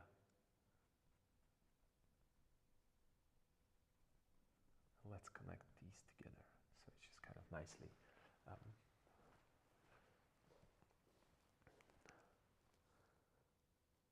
So right now, hand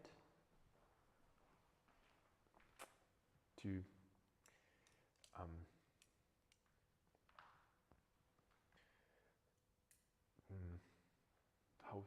how would I even start about this?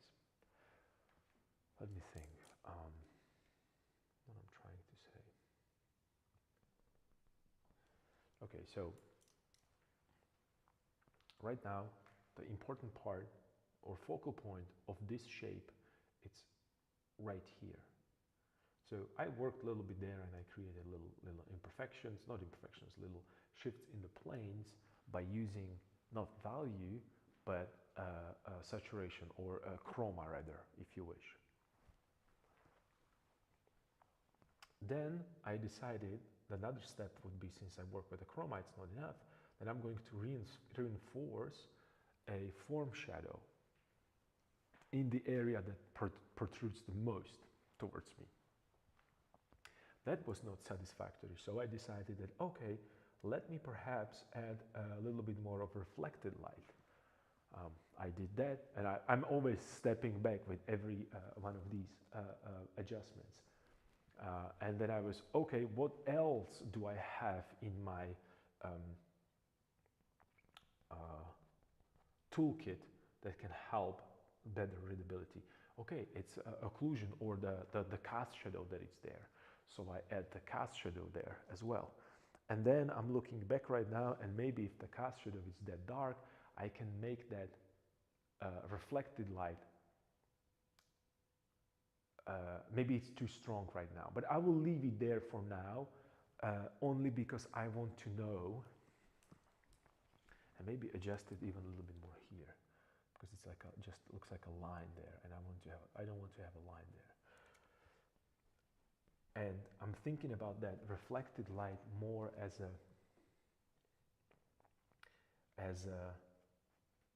the same way that I would think about the light. And what I mean by that is that even the reflected light has and again you can check it in the Rembrandt's shadows, that when he creates the reflected light, it's not a random part. The reflected light is there always to help to show the form, right? So if the light is part, it's the top of the form in relationship to a light source.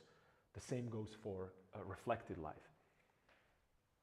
I'm sorry. Reflected light.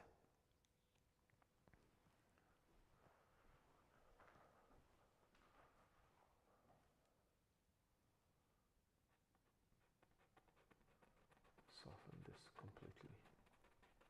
So I have really strong, really strong a form shadow, or strong, sharp transitions, and it disappears almost to non-existing a form shadow, and I'm going from the lightest point to darkest, and then the light again.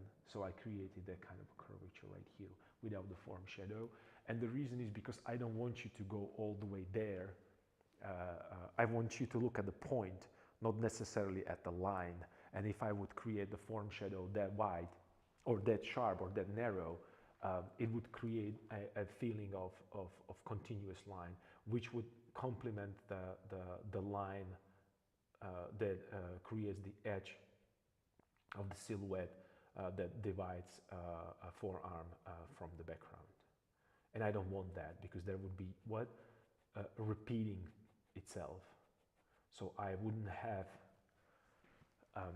it would create not the confusion, but it would create a force, a very strong force that I would pay attention too much. And that's not how it works in the natural light, under the natural conditions as well. It works only, and this is the problem with contemporary paintings, that they rely solely, not all of them, most of them, solely on these contrasts.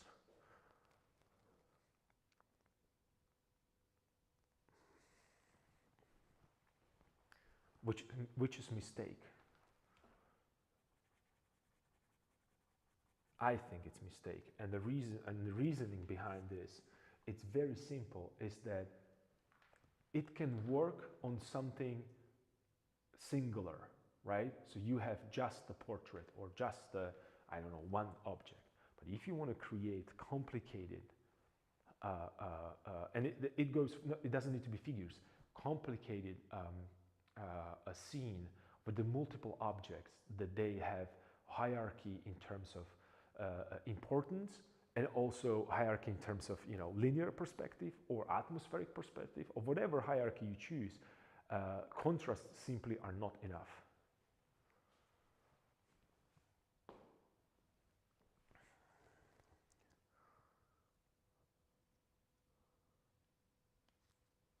And I will go back and forth with this all the time. You look at work of Rembrandt or Velázquez for that matter, since I have him open as well, and it's just right on the money, right on the money.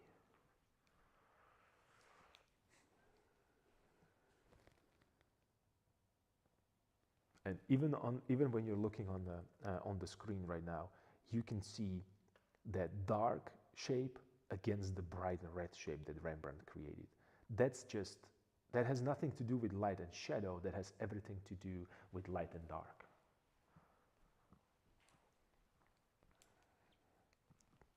I mean, there's another figure right here, but you can't see it.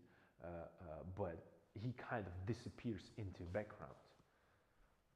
And it is a family portrait.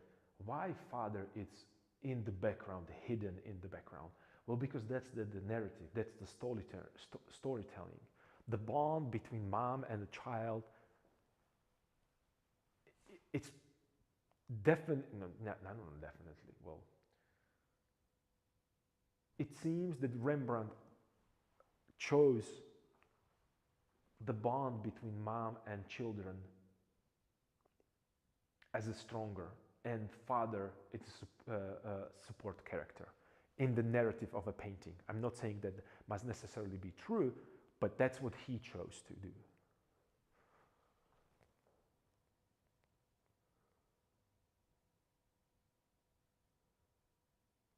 Even from the camera, it's easily readable. It's just, there's no question about it.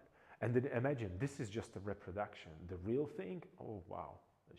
And he's playing with everything. There is a portrait in the background, like beautifully abstractly painted background. Then there is a father that kind of, you know, it's part of the background. Why? Because if the father would be part of the foreground, do you know what would happen? The amount of space that the positive space is occupied, it's almost equal to a negative space. And that would be that equilibrium that it's not really as aesthetically pleasing for us as that, you know, 1 to 2 ratio, or 2 to 3, or I don't know, 3 figures and 5 figures group. And that was challenge for me as well, to create 2-figure composition where 2 main figures, 2 figures supposed to be important. The third divisions, right, 1 to 2, it's a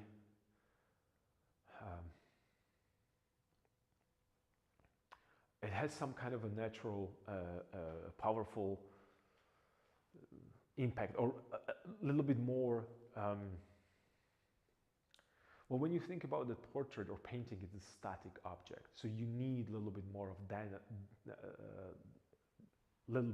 a dynamic, more dynamicism, if that's a word. And you cannot create dynamic things like, I don't know, musicians that they're, you know, hitting it harder or playing it longer or shorter. You have to find these other ideas within the composition.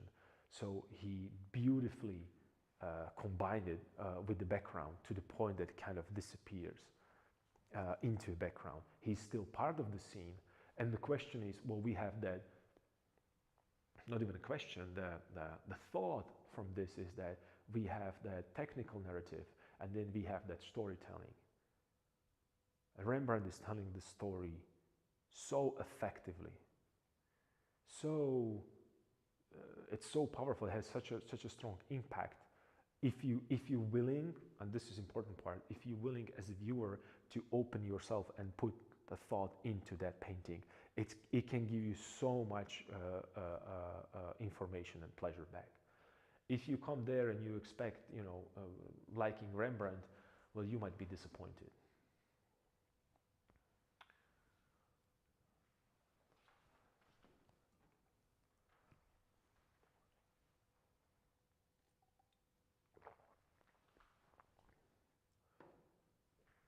And I really, these ideas really got into me, or kind of, like broke that the protection shell, from environment, just to open eyes and just really accept that knowledge, and uh, kind of absorbing that information while I was doing that master copy. There is nothing more beautiful than being alone in the museum surrounded by Rembrandts for a painter.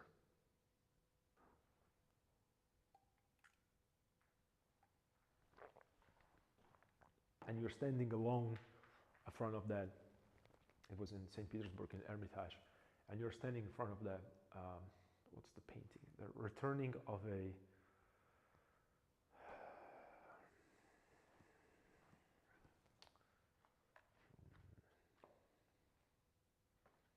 very famous painting with the return of a son. But what is he? Not traveling. It's from a. No, I'll find it. No, it'll get to me. And you see the main figure being actually placed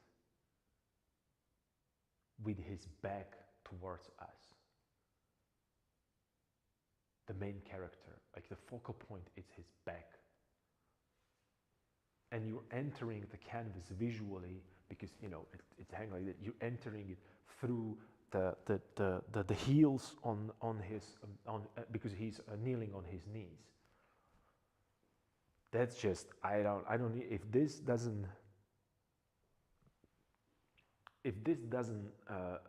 shake you from the fundamentals as a painter, then I don't know what more what better example do you have to experience to understand this. Because it was like really like that cold shower, or like a wake up call that, dude, start really working, because there is so much information here, and if you're procrastinating, you're not going to get there.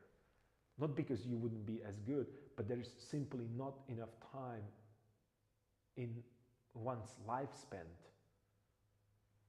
Unfortunately, I wish I can live 200 years. I would be even lazier than I am right now, probably.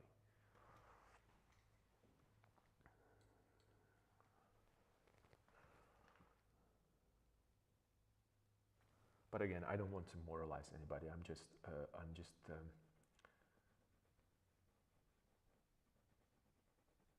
verbalizing, probably these strong thoughts and emotion that and once you experience it, that's the important part. You cannot unexperience that. That's what I'm trying to say. And then you're going to be looking at your work, and it's going to your eyes are going to bleed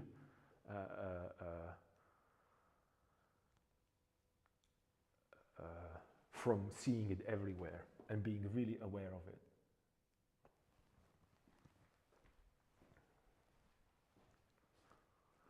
Because we have very few, we have a enormous amount of great painters, technically, but we lack people that can compose and tell the story through the painting. There is very few of them living right now, and I think that the last, the big loss that we had, it was when Andrew Wyeth died.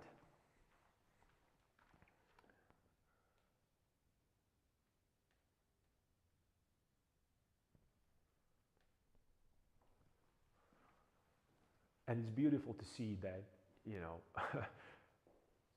when the son surpassed a father, which was already a huge painting name. And see why. I believe that it was his father. Correct me if I'm wrong. Because I'm not sure right now if it was his father or am I mistaken, it was his uncle. I think it was his father.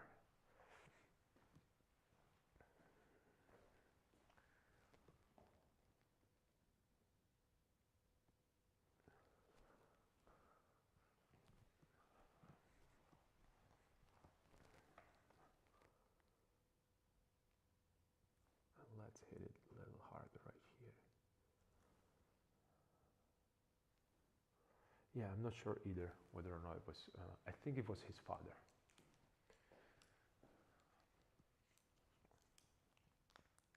So again, it seems that we, I hope that you are working more than I do. I'm talking too much today. But the important part is that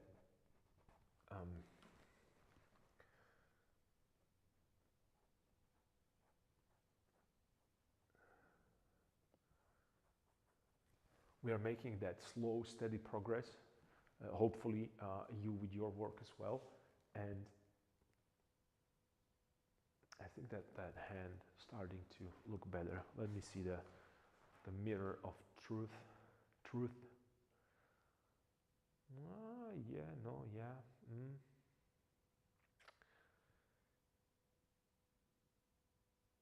Maybe we can get.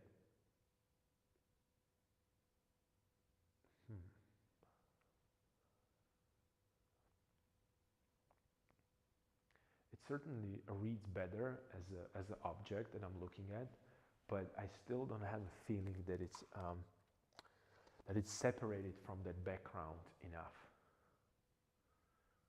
Like that it's protruding forward enough. So I should probably start adding a little bit more values here and bring it a little bit more forward. That might help.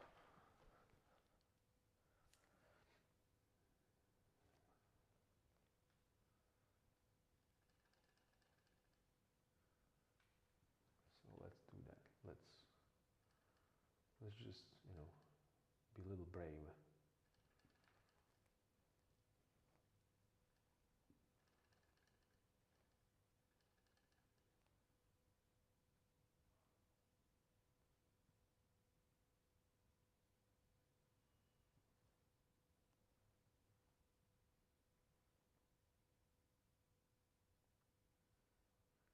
So I'm going to load this brush with the pigment.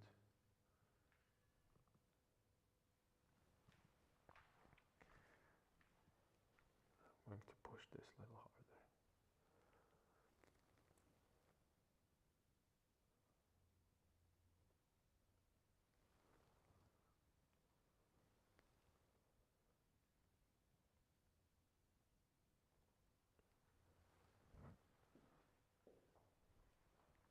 These might look a little misplaced right now, but that's okay because I'm using these little points as a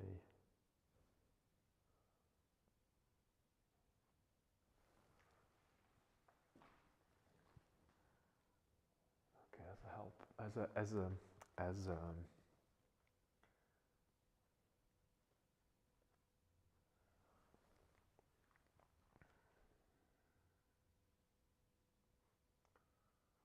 wireframe, as a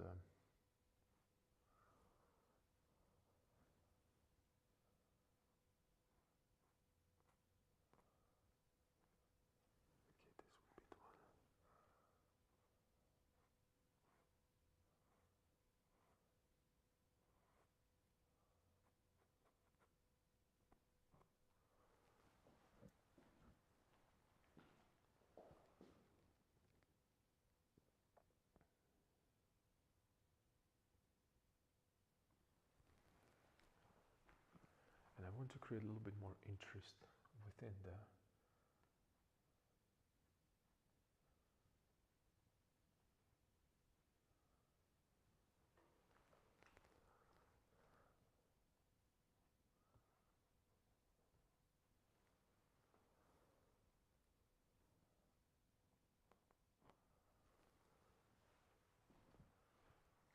push this lighter.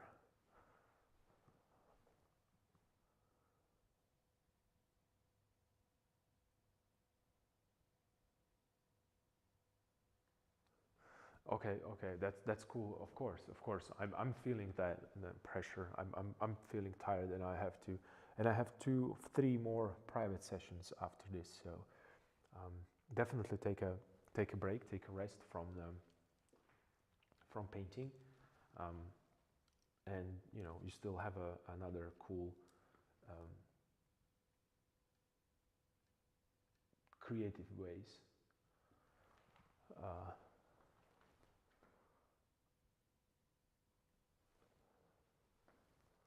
That you can explore even while we are resting. And then sometimes, whether you believe me or not, sometimes I like really a stupid, not stupid. Sometimes I have to turn off my brain because this much of a really strong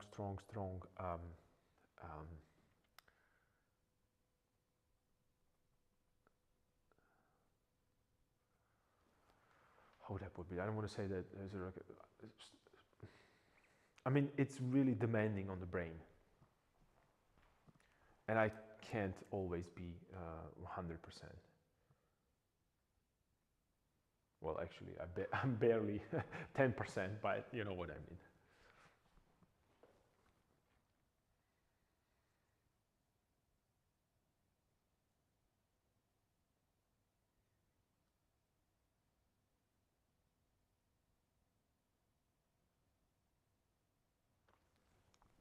Of course, that's the part of and that's the beauty of that you have that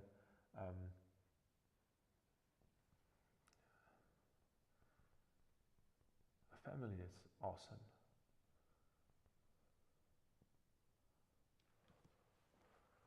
So definitely go get a good dinner and enjoy the rest of the evening. And I'm going to be here painting, and I'm going to be here tomorrow. And tomorrow is a awesome day. It's Bed Painting Friday, if I'm not mistaken. So it's going to be really fun. I hope that you are ready for that one. I don't even know what I'm going to paint yet, but I'll probably find something in the grocery store that's on sale, just to entertain myself.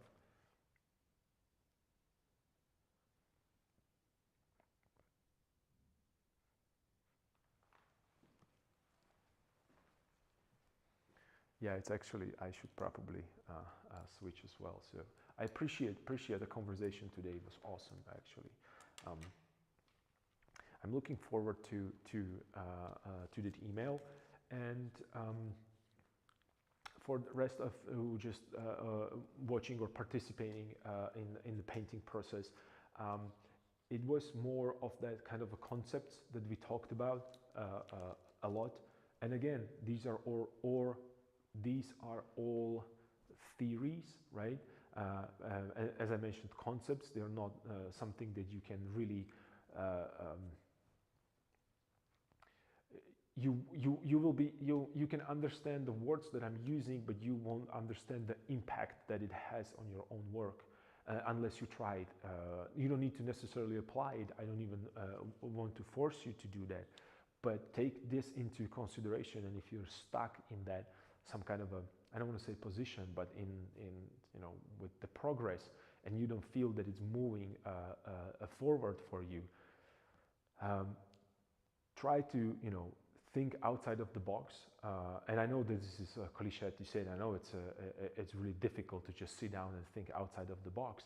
But if you don't want to outside of the box, maybe that's the time when you apply some of these things that you disagree with me that I'm talking about, or agree but you forgot. And I'll be here and I will be reminding this over and over and over again, as long as I'll be able to. So I hope that you're going to continue painting, even though this stream is off.